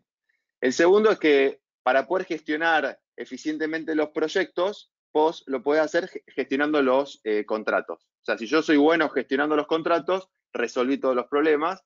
El project management viene a dar luz sobre esa situación, pensando que si yo entro a la obra con el contrato abajo del brazo y lo que empiezo a fijar es todo el tiempo quién está en falta, ahí ya estoy gestionando eficientemente los proyectos. La segunda es que la gestión de riesgos se hace eficientemente cuando se los traslado todo a un tercero. O sea, los riesgos es cuando le digo, bueno, todos los riesgos lo asume la constructora. Hagamos como decíamos, el famoso llave en mano. La ilusión de que en realidad todos los riesgos lo está tomando la constructora. Entonces, ese es un modo eficiente de gestionar los riesgos.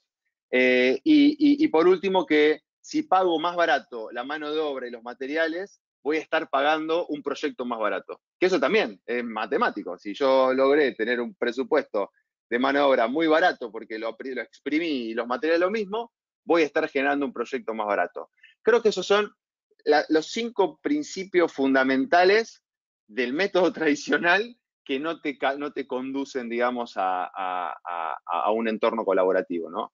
Y vuelvo a lo mismo, lo que dije al inicio. Sin disconformidad no hay cambio. Y después, la segunda frase es, sin medición tampoco hay posibilidad de cambio. O sea, tampoco podemos, si no tenés medido lo que querés cambiar, si no tampoco pones una meta clara de lo que querés lograr, es muy difícil que lo puedas hacer, ¿no? Entonces, es fundamental para poder lograr todo este trabajo, todo este desarrollo, generar un entorno colaborativo, principalmente basado en la cultura. Si hablamos de cultura, estamos hablando de personas. Si hablamos de personas, hablamos de cuestiones subjetivas, no objetivas que nos dan todas las cuestiones técnicas. Y eso también es un desafío que tenemos. Todos los técnicos estamos formados para dar respuestas científicas y completamente subjetivas, ¿no? Cartesianas a los problemas. Y cuando hablamos de entornos colaborativos, vuelvo a repetir, estamos hablando de cultura y hablamos de personas y hablamos de cuestiones subjetivas, nos encontramos también que no tenemos herramientas para poder abordarlas o para poder gestionarlas. Y ese también es un desafío. Así que por eso muchas veces estos caminos comienzan con un café, con una charla. Pedro nos contaba, muchas veces se resuelven con una cena, con un almuerzo, con romper ciertos patrones culturales que se basan en el vínculo de las personas. Entendamos que en el medio de todos los procesos constructivos, por más que sea la torre más alta del mundo o el puente más largo del mundo, hay personas. Y personas que se están hablando, personas que se tienen que encontrar, que se tienen que relacionar. Entonces, si no aprendemos a gestionar eficientemente a las personas, va a ser difícil que podamos lograr estos resultados que estamos esperando. Sí, y Rómulo, tú, al igual que Javier, como promotores, os habéis salido de vuestra zona de confort. En tu caso, Rómulo, has tenido que ir primero a Estados Unidos, luego a Perú, has tenido que formarte, o sea, es decir, has hecho un esfuerzo titánico, al igual que Javier, preguntar aquí y allá. Bueno, Javier contó también desde el principio con su project manager, Ismael Martínez, al que cito desde aquí, y ellos vinieron los dos, nos reunimos hace 3 o 4 años en un hotel aquí en Valencia y vinieron ellos y salir de la zona de confort y, oye, yo quiero hacer esto y quiero y necesito informarme, preguntar, es decir, requiere a Rómulo y Javier como promotores, habéis tenido que hacer ese esfuerzo titánico, ¿no? De ir a contracorriente, además, ¿no? Sí, bueno, yo ya lo he comentado antes, ¿no? Esa era una de las pequeñas espinitas que uno tenía ahí dentro de cuando ha participado más del lado de proveedor que de promotor. Nosotros no somos promotores y, por lo tanto, no vamos a seguir teniendo experiencias de este tipo en la parte de la propiedad, pero sí que me encantaría, por la parte que me toca como proveedor, que se implantara, porque yo estoy convencido que también como proveedor del sector nos va a ir mucho mejor si se trabaja en esta metodología. Entonces, es un esfuerzo que se está realizando, pero porque sobre todo hay mucha confianza en él. O sea, yo estoy convencido, Rómulo lo decía, si es que al final somos personas. Y hablamos de las empresas que tienen éxito y no éxito y de los proyectos que tienen éxito y no éxito. Detrás hay un equipo de personas que tienen que activarlo. En este caso, bueno, pues nos ha tocado a Rómulo y a nosotros y en la parte personal, como experiencia profesional, me está aportando mucho. Pues mira, me comentan ya de coordinación que hemos de pasar las preguntas porque ya nos estamos alargando. Entonces, Alejandro, ¿me puedes ir lanzando las preguntas? Nos preguntan si podrían hacerse este tipo de contratos con la ley de contratos actual y la tipificación de figuras de la LOE. No sé, aquí o Javier o Pedro, cualquiera de los dos, creo que tiene la respuesta. Sí. Bueno, eso significa que estaríamos hablando del sector público y de contratación pública, que es la ley de contratos del sector público vigente actualmente en España vige, ¿no? Obliga, ¿no? Yo tengo la impresión de que el sector público no tiene por qué ser el primero que entre y no entrará, de hecho, hasta que el privado no lo haga, ¿eh? Porque el sector privado, al menos en España, está basado en la libertad de contratación. Por tanto, tú puedes contratar lo que te dé la gana, como te dé la gana, ¿no? Mientras no vayas contra otra ley, ¿no? Pero no te obliga a una forma determinada. La ley vigente de contratos del Estado o del sector público respira design bid build por todos sus poros, cosa que es lógica. Cosa que es lógica porque ¿a quién se le ocurre que podamos dar precio de algo que no ha sido diseñado? A ver, a todos nos han educado, y a mí de pequeño me decían esto, el proyecto tiene que estar totalmente terminado antes de empezar. Y porque no haya cambios en el proyecto. Bueno, ilusorio, ¿verdad? Al principio yo me esforzaba en esto, pero luego me di cuenta de siempre, ¿y por qué no puede haber cambios en el proyecto? Si el proyecto se hizo hace 1 año y medio, quizá, ¿y por qué no ahora puedo cambiar una cosa que vemos todos que debería de cambiar? Entonces, esto no se contempla en la gestión de proyectos tradicional, con el modelo tradicional, y lógicamente no la contempla la ley de contratos del Estado, que es una ley de compraventa. Es decir, que se aplica no solamente a construcción, sino a cualquier compra de bienes o servicios. Y, por tanto, está aplicando modelos de compraventa y no lo que tendríamos que aplicar en el sector de la edificación y de la edificación con modelos de desarrollo de 3-5 años vista, como decimos, que es más bien contratos de innovación tecnológica. Un contrato de innovación tecnológica se define como aquel que cuando empiezas no sabes qué pinta va a tener el producto final, ¿verdad? Porque para eso estás haciendo innovación. Y muchas veces cuando empieza un contrato, ¿verdad? Como seguramente con el caso de Javier es así, pues ninguno de vosotros tenía idea de cómo sería el edificio final, porque además, para empezar, pensabais que sería más grande. Pero muchos promotores cuando empiezan no saben cuántas plantas de parking van a hacer, más o menos tienes una idea, ¿no? ¿Qué tipo de contingencias vas a tener? ¿Por dónde le va a dar el aire? ¿Qué fachada vas a poner? No lo sabes. Por tanto, no estás en un proceso de compraventa, no puedes aplicar leyes de compraventa. Y las leyes de contratos del Estado pues son de compraventa fundamentalmente. Entonces, mi esperanza es, o bien, yo creo que se podría hacer, pero falta por estudiarlo, se podría ver si podemos hacer esa ley de dentro de la ley de contratos del Estado, podemos hacer un licitación, diseño, construcción. Por ejemplo, sí que permite la ley de contratos del Estado hacer proyecto y obra. Pues con una cosa de este estilo, pero sin contratar proyecto y obra con una única entidad, porque hay que hacerlo con 2 entidades. Entre otras cosas porque la gran ventaja de IPD sobre la ley sobre los contratos de proyecto y obra, o sobre las UTEs, habría que decir si las UTEs añaden o no añaden valor, es que coge el sector tal como está.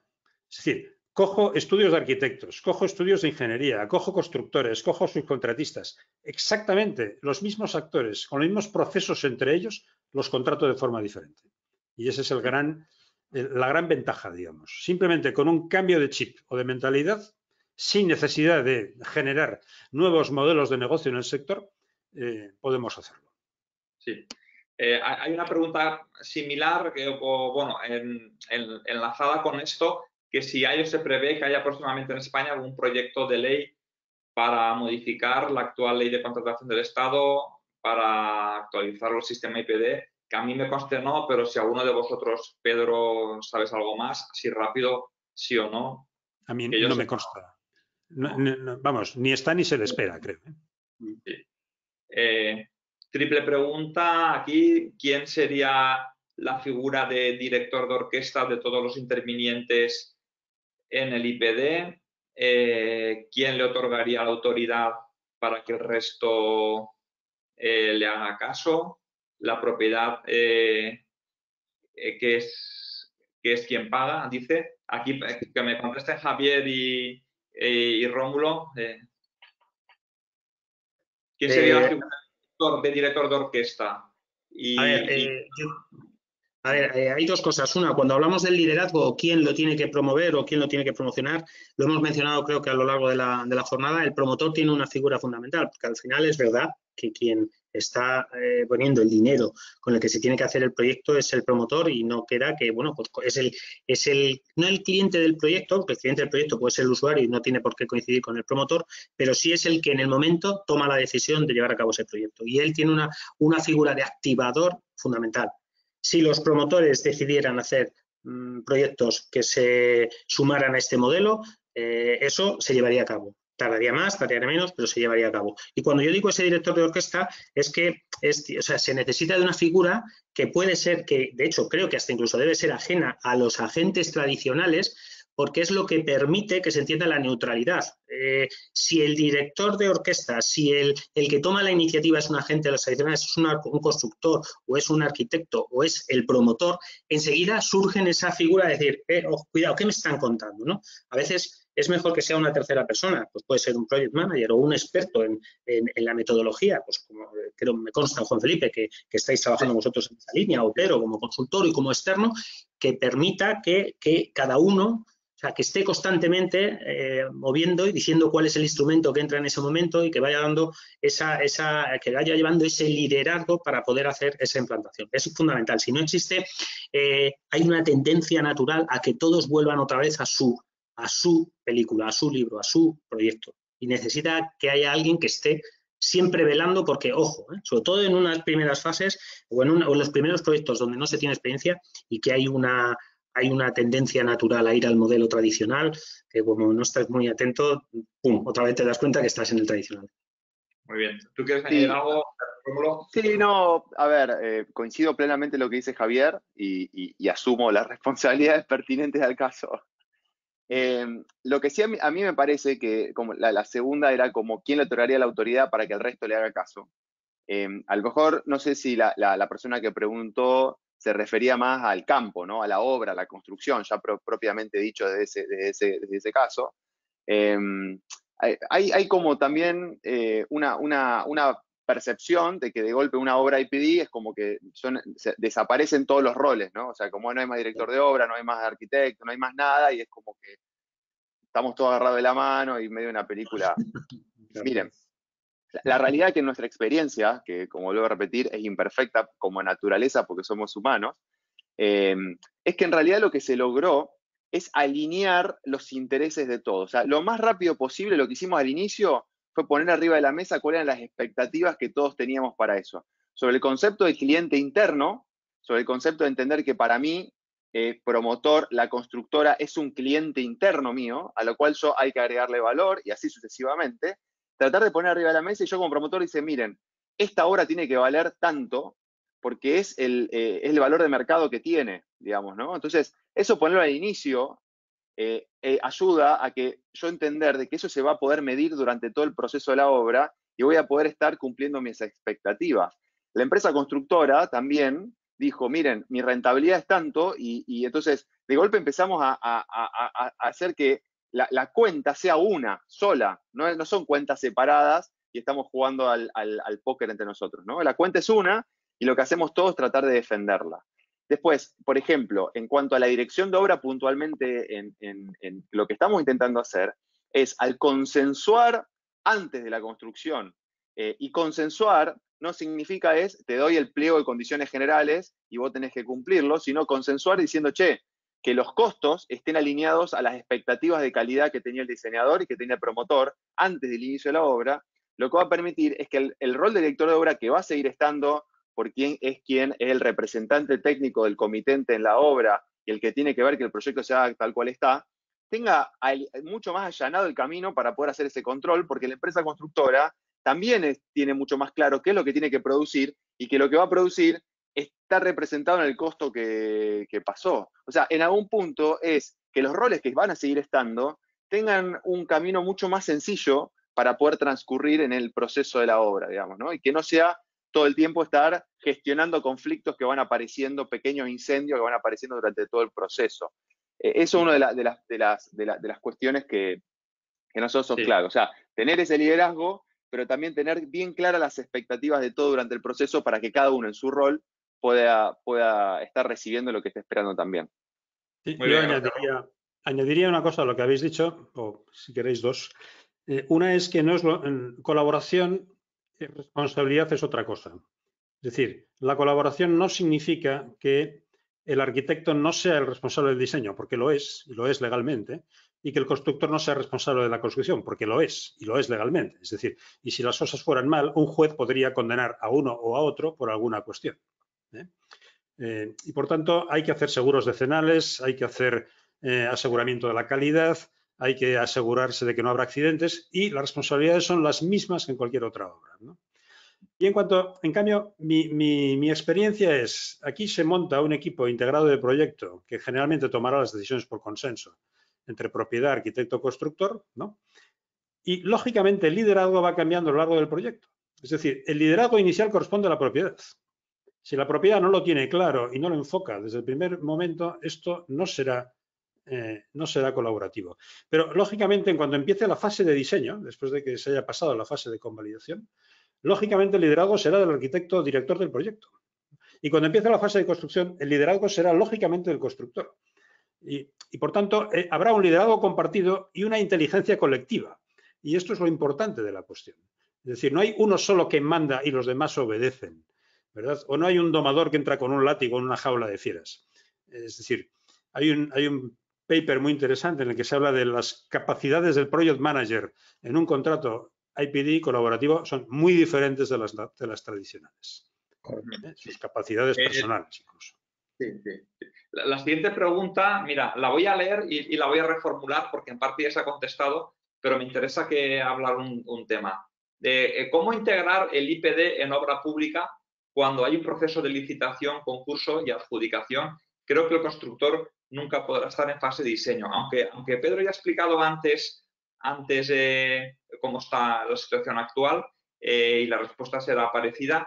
Pedro, ¿qué tal si comentamos, o no sé si estás de acuerdo, en que ciertas administraciones, no todas, pero algunas que tengan un director general con ganas de hacer cosas, tienen espacios para crear entornos colaborativos? No sé si por ahí podríamos contestar, Pedro. Sí, pero hará falta, es decir, igual que hace falta una propiedad insatisfecha, como lo hemos visto, ¿verdad?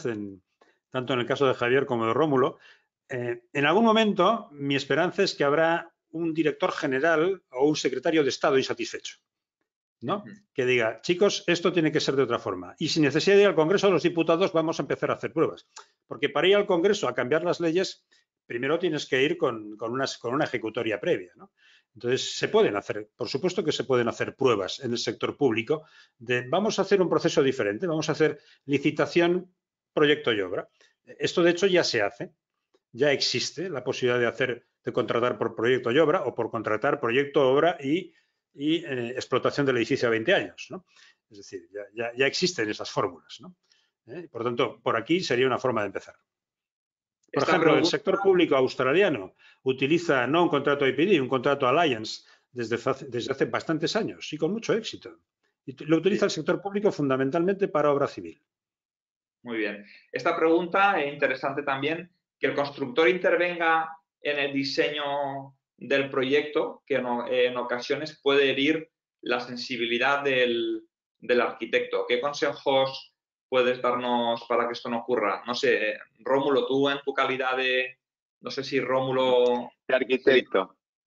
Sí. No, es así. Lo que pasa es que también, como arquitectos, muchas veces nos forman de que somos depositarios de la arquitectura, y la arquitectura es algo, digamos, que solamente la tenemos los arquitectos, y bueno, nada, es como hay una situación ahí media divina en el medio.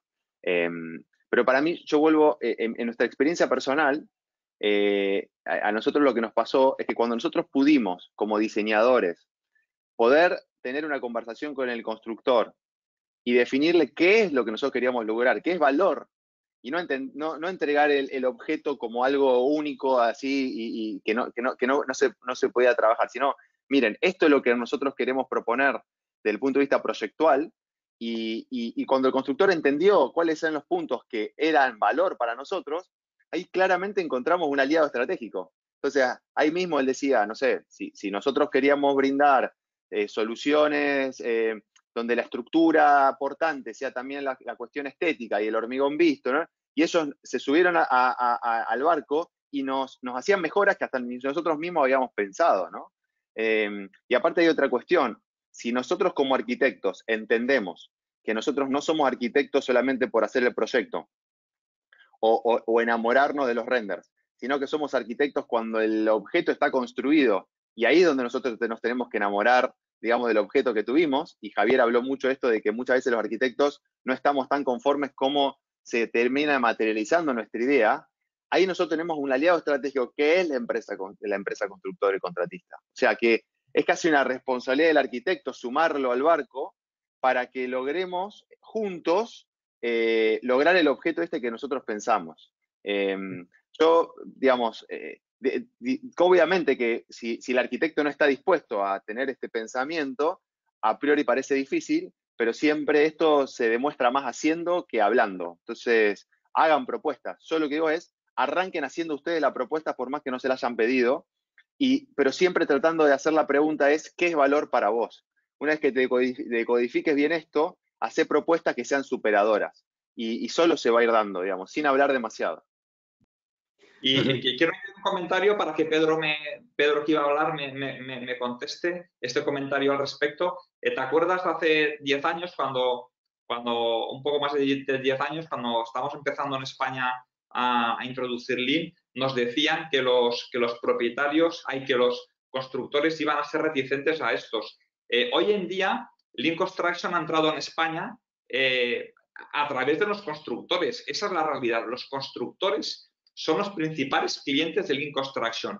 Y donde encontramos, no sé si Pedro puede afirmar esto también, donde encontramos los egos más grandes es a nivel de ingeniería y arquitectura, que es donde parece, ¿no?, que deberían poner menos problema, porque como técnicos cualificados en construcción, teóricamente deberían aceptar esto de una manera más natural, y sin embargo son las empresas contratistas las que están pidiendo cada vez más que se hagan proyectos así, ¿no? Sí, a ver, yo diría que si Lean Construction ha entrado a la mano de las constructoras es porque lo que ha entrado de todo el universo Lean Construction es Last Planner. Y para mucha gente aplicar Lean o ser Lean es aplicar Last Planner en tu obra. Y eso el constructor lo puede hacer bajo la contratación tradicional, porque ya está. Yo con mis subcontratistas aplico Last Planner y aplico Takt Time y aplico lo que quieras para controlar mejor, para planificar y controlar la producción en obra, ¿no? Y por tanto, ahí es lógico que haya entrado por esa vía. Pero claro, quien tiene que hacer entrar la contratación colaborativa es la propiedad. Es decir, no pueden ser los constructores, no pueden ser los arquitectos. Entonces, mi experiencia en general es que, a ver, no todo el mundo sirve para esto. O sea, no todas las propiedades querrán hacer contratación colaborativa.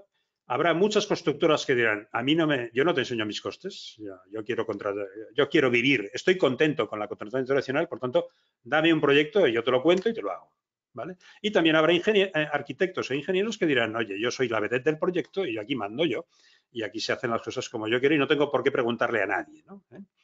Pero la mayor parte de los arquitectos, lo que les pedimos desde el sector es que se ocupen de la belleza, que se ocupen de hacer edificios que valga la pena vivir en ellos, que valga la pena contemplarlos. Entonces, no hace falta que entren en soluciones constructivas, que me hagan detalles constructivos, esos que me los hagan de acuerdo con el constructor o con el analista de constructibilidad del constructor. Y que un arquitecto tenga al lado, en una reunión de preconstrucción, a alguien de la constructora que le dice, oye, esa raya que pintaste o ese modelo que has hecho esta semana, no vayas por ahí que no nos entra en el presupuesto, que nos vamos a ir de coste. Claro, se lo estás diciendo antes de que se ilusione demasiado. Lo más frustrante para un arquitecto es, después de haber dedicado horas y horas y horas a un proyecto, que venga alguien con una idea nueva para rebajar costes. Vamos desde el principio a no hacer retrabajo tampoco en diseño. ¿No? No te ilusiones con aquello, porque no entra. Por tanto, oye, tu fachada no podrá ser así, tendrá que ser así. ¿Por qué? Porque es el objetivo de coste. O a lo mejor la propiedad con el equipo puede decir, no, vamos a añadir más valor, podremos hacer esa fachada que te gustaría. Pero ese vidrio curvo quizá no, ¿verdad? ¿Qué tal si es poligonal, no? Esto es tremendamente creativo. Nos queda tiempo para una pregunta y si somos rápidos, dos. Una buena manera de implantar la construcción colaborativa podría ser empezar por eliminar las partidas avanzadas, no sé. Creo que tú, Pedro, ¿no? ¿Puedes responder esto? A ver, hay mejoras que son como, ¿cómo podría decir yo? Como ordenar las butacas de la cubierta del Titanic, ¿verdad? O sea, tú puedes dedicar tu tiempo a ordenar las butacas de la cubierta del Titanic, ¿no? Y vamos a ver si eliminamos las partidas alzadas, vamos a ver si eliminamos las ayudas de albañilería, vamos a ver si lo medimos todo, vamos a poner un project manager. Bien, son los defectos del paradigma tradicional. Bueno, vamos a intentar ponerle cosas, pero las partidas alzadas, al final, ¿qué pasa? Es que nuestros propios drivers para llevar lo que es un proyecto están muy equivocados, con perdón. Es decir, nosotros contamos por euros metro cuadrado, ¿verdad? El coste de un coche, o lo que pagamos por un coche, ¿es por kilo de hierro? Me parece que no. Por tanto, el driver, el euro por metro cuadrado, pues no veo de dónde viene. En coste de construcción, en coste urbanístico todavía lo entiendo, en coste de parcela. Pero en coste de construcción, en el fondo, yo tendría que contar horas y materiales. ¿Y cuántos constructores son capaces de decir, este proyecto para mí son 5.000 horas u 8.000 horas? Muy pocos. Pero ahí está. Si en vez de hacerlo en 8.000 horas lo haces en 6.000, estás bajando el coste. Está claro. Las partidas alzadas, al final alguien las tiene que pagar. Simplemente es que no somos capaces en presupuesto de presupuestarlas, ¿verdad? Está claro. Nos preocupamos por el ahorro en céntimos en el metro cuadrado, unidad o metro lineal, cuando el ahorro en el proceso, entendiendo el proceso, pero para eso hay que entender el proceso y muchas constructoras ni siquiera entienden los procesos, ¿no? Entonces hay que empezar por ahí, por dibujar el flujo de valor del proyecto. La última pregunta, ¿sabéis a qué nivel está la formación dentro de universidades? Creo que casi todos podéis decir algo, porque todos habéis estado en algún sitio. Pedro es profesor, Rómulo también ha estado en Perú, ha estado en... Rómulo, habla tú primero, luego Pedro y luego Javier, para acabar. Sí. No, bueno, acá en Argentina la verdad que a nivel de formación tenemos un gran desafío. Nosotros, uno de los desafíos que tenemos justamente como promotores es que nosotros, por ejemplo, hicimos una encuesta en las 100 empresas constructoras más grandes de la Argentina sobre qué es Lean Construction, el 70% ni sabía qué era. Y eso mismo, si lo llevamos a nivel universidad, estamos igual o peor. Así que hay un desafío muy grande en cambiar justamente los modelos de enseñanza. No nos olvidemos que la construcción también es alimentada por un modelo de enseñanza, digamos. No hay una disociación entre lo que la industria es y el cómo estamos enseñando nosotros a los nuevos profesionales. Así que, bueno, Argentina en eso tenemos mucho por mejorar. Bien. Pedro, tú como profesor, ¿cómo lo ves? Sí, a ver, nosotros hemos empezado hace muy poco a dar una asignatura llamada Lean Construction en la Politécnica de Cataluña, pero me parece absolutamente lógico. Las grandes mejoras en ingeniería de procesos no han venido de la universidad, han venido de la industria. Es decir, es Henry Ford quien monta la cadena de montaje y monta la estandarización de piezas. Y luego eso se estudia en las universidades y en las escuelas de ingeniería. Es Taiichi Ohno en los talleres de Toyota quien empieza a mejorar el sistema y acaba generando just in time y lo que luego llamamos Lean, ¿no? Theory of Constraints, la teoría de las limitaciones también. Todo se desarrolla en la industria.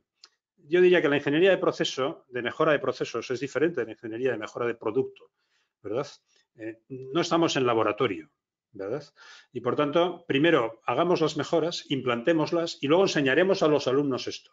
Es decir, yo he podido pedir y conseguir que se haga una asignatura de esto en mi universidad, bueno, porque ya hay algo que enseñar. No es una idea, digamos, de nuestros laboratorios o de nuestro pensamiento que luego ofrecemos. Entonces, la universidad lo que tiene que hacer, pero es importante, yo aquí hago un llamado a que las empresas se dejen documentar por las universidades. Nosotros, por ejemplo, ahora mismo cada vez tenemos más alumnos que quieren hacer su trabajo final de máster, ¿verdad? Máster de construcción en la Escuela de Caminos o trabajo final de grado en la Escuela de Ingeniería, donde damos esta asignatura, relacionado con estos temas. Y para eso necesitamos empresas a las que podamos ir a decir, vamos a documentar tu caso, tanto si es éxito como si es fracaso. Nos interesa documentarlo, porque si no, ese conocimiento que tenéis ahí se va a perder. Porque las empresas no documentan generalmente, deberían hacerlo si son Lean, pero generalmente no documentan los éxitos y fracasos, los dejan en la memoria de los jefes de proyecto. Y entonces aquello muchas veces se acaba perdiendo. Yo creo que la universidad va por detrás y no pasa nada porque vaya por detrás. Y Javier, tú tuviste que formar o pagar la formación de todos los agentes, ¿no? Todo, sí, eso, a ver, yo estoy de acuerdo con lo que dice Pedro, que es normal que la universidad vaya por detrás y que sea primero la iniciativa privada y la industria la que vaya activando metodologías que después se estudian y que después los casos se llevan a cabo. Si bien eso es así, también tengo la sensación que es demasiado lenta. Y lo digo con el mayor de mis respetos porque nosotros colaboramos y lo que está diciendo Pedro creo que es correcto y nosotros nos sumamos a esa forma de hacerlo y tenemos diversos convenios firmados con diversas universidades más vinculadas a la ingeniería y a la arquitectura que en otras disciplinas, pero sí que también vemos que cuesta mucho. O sea, las iniciativas que hay son, pues, esta, por ejemplo, del Consejo, en la que menciona este tipo de cosas y se empiezan a hacer. El ITEC me consta que ya tiene formación. Hay alguna universidad que, como la Politécnica de Cataluña, que acaba de comentar Pedro, desconocía ese caso, pero en Madrid sí conozco alguna universidad que está empezando a hacer sus pinitos, pero creo que a un ritmo muy lento. Y si hablamos de las escuelas de arquitectura, creo que debería de alguien, la pregunta a mí me parece sumamente interesante porque creo que es una de las cosas, debería de alguien hacer una reflexión de si el contenido de las escuelas de arquitectura hoy se ajusta a lo que está ya sucediendo desde hace mucho tiempo en el mundo real, ¿no? No con esto no quiero transmitir que el mundo de la universidad no sea real, pero yo sí que desde la industria sí que demando una velocidad de adaptación a las circunstancias más rápida de lo que hay. Las universidades no están a la velocidad que hoy la sociedad se está moviendo. Bueno, perdón, quienes empezaron, digamos, ya en 2010 o 2011 con programas concretos de Lean Construction fue la Politécnica de Valencia. Tanto la Escuela de Caminos como la Escuela de Ingeniería de Edificación, me consta que las dos escuelas tenían asignaturas, digamos, y empezaron a dar, incluso ya no, bueno, creo que todavía no un máster, pero sí asignaturas concretas para que a los alumnos les vaya sonando esto. O sea, que cosas se van haciendo, ¿eh? O sea, que... Pero sobre todo vinculados, entiendo, Pedro, a la industria, más que a la construcción. La construcción no sé si hay ya iniciativas dentro de las universidades. En la industria sí, el Lean Manufacturing y el sistema de producción de Toyota ya se está empezando y yo creo que rara será la universidad que no, al menos tiene algún taller o algún workshop que está orientado a esto. Pero en arquitectura y en edificación creo que todavía está muy lejos de dar ningún paso en este sentido. En la Politécnica de Valencia sí, pero bueno. En programas de posgrado yo constato y doy fe porque participo en 6 o 7 programas de posgrado en España. En programas de posgrado es más fácil porque hay más flexibilidad para introducir asignaturas, pero sí que es cierto que hay menos flexibilidad para introducirlo en los programas educativos. Pero sí, algo está empezando a cambiar cuando en los posgrados en Valencia, en Cataluña, Madrid, en el norte de España, en otras partes, bueno, alrededor de España están empezando a incluir esta asignatura de Lean Construction en los Masters BIM y los Masters Project Management, sobre todo, sí. Dinos, Rómulo. Yo quiero agregar una última cosa que para mí es clave, es que muchas veces las universidades no se acercan a la industria, y estoy hablando del caso argentino, porque y no entienden al sector privado como en realidad receptores de los alumnos que están formando, ¿no? O sea, y es entender qué agrega valor hoy en la industria para poder ayudar a generar la formación para los desafíos que presenta la industria. Hay veces, y celebro que en España haya estos casos, acá todavía no están, es como que muchas veces el ambiente académico se encapsula en ciertos preconceptos y nosotros como privados también lo mismo, y ahí no hay un vínculo, digamos, de reciprocidad en algún punto. Para nosotros poder sumar la experiencia y que la universidad entienda cuáles son los requerimientos de la industria, cuáles son los desafíos que queremos resolver, y a partir de ahí generar grupos de formación o profesionales calificados para poder abordar los desafíos que nos enfrentamos. Aparte, entendiendo que el proceso de formación son de 5 o 6 años, o sea que es tirar la pelota para adelante para cuando salga ese profesional a la calle entender cuál va a ser la realidad, ¿no? Entonces, en entornos altamente complejos es muy difícil. Bueno, ahí un primo hermano de nosotros, que son las herramientas ágiles, nos pueden llegar a ayudar para entender eso, pero claramente hay poco agilismo hoy en día en las universidades del mundo, los pocos que conozco. Sí, pues nada, oye, muchas gracias a los tres. La verdad es que, al menos a mí desde aquí, me ha parecido un debate interesantísimo, vuestras aportaciones. Espero que también para la audiencia hayan sido interesantes y hayan encontrado valor a las aportaciones que habéis dado. Todo personas con experiencias en el proceso. Experiencias más avanzadas o menos, pero al fin y al cabo experiencias, las que existen en el mundo de habla hispana, ¿no? Que no son muchas tampoco, la verdad, y estoy tremendamente agradecido por vuestra participación. Así que nada, si queréis decir alguna palabra de despedida al público, a la audiencia, y sí, con esto damos por finalizado. No. Yo simplemente diría, si se han quedado preguntas en el tintero, yo creo que los 4 somos fáciles de localizar por LinkedIn o por cualquier otro sistema. Podéis hacer las preguntas que queráis, porque de lo que se trata es de extender, digamos, la buena nueva, ¿no? Es decir, hay solución. O sea, la idea es, señores, hay otro camino. Yo empecé en esto no pensando en dedicarme a los contratos colaborativos. Yo pensé que la solución del sector vendría por la manera concreta de programar las obras y por hacer programación por áreas y tag time y todo esto. Fue después cuando vi, no, la clave está en la contratación. Y la contratación, ya digo, no necesita tecnología, solo necesita ponerse en ello y cambiar de chip. Pues excelente. Yo no puedo agregarlo. Nada, por mi parte no, daros las gracias a ti, Juan Felipe, y al Consejo, como decía antes, y a todos los asistentes, porque veo que el número de asistentes se ha mantenido más o menos estable durante las más de 2 horas que llevamos casi, o 2 horas y esto, bueno, pues es una satisfacción. Me encanta poder compartir esta experiencia y lo que me gustaría, realmente esa es la carta que yo le pido a los Reyes Magos, es que dentro de unos años mi caso no tenga nada que contar, porque esto esté tan implantado que lo mío sea anecdótico y que como mucho yo, en el ámbito mío personal, podría decir, pues fui uno de los primeros, pero que no tenga nada que aportar porque ya esté esto perfectamente implantado. Perfecto. Muy bien. Sí, yo lo mismo, es agradecer, saludos a la distancia, estamos a un par de kilómetros de distancia, lo cual para mí también esto es mágico, poder estar compartiendo con ustedes esta charla.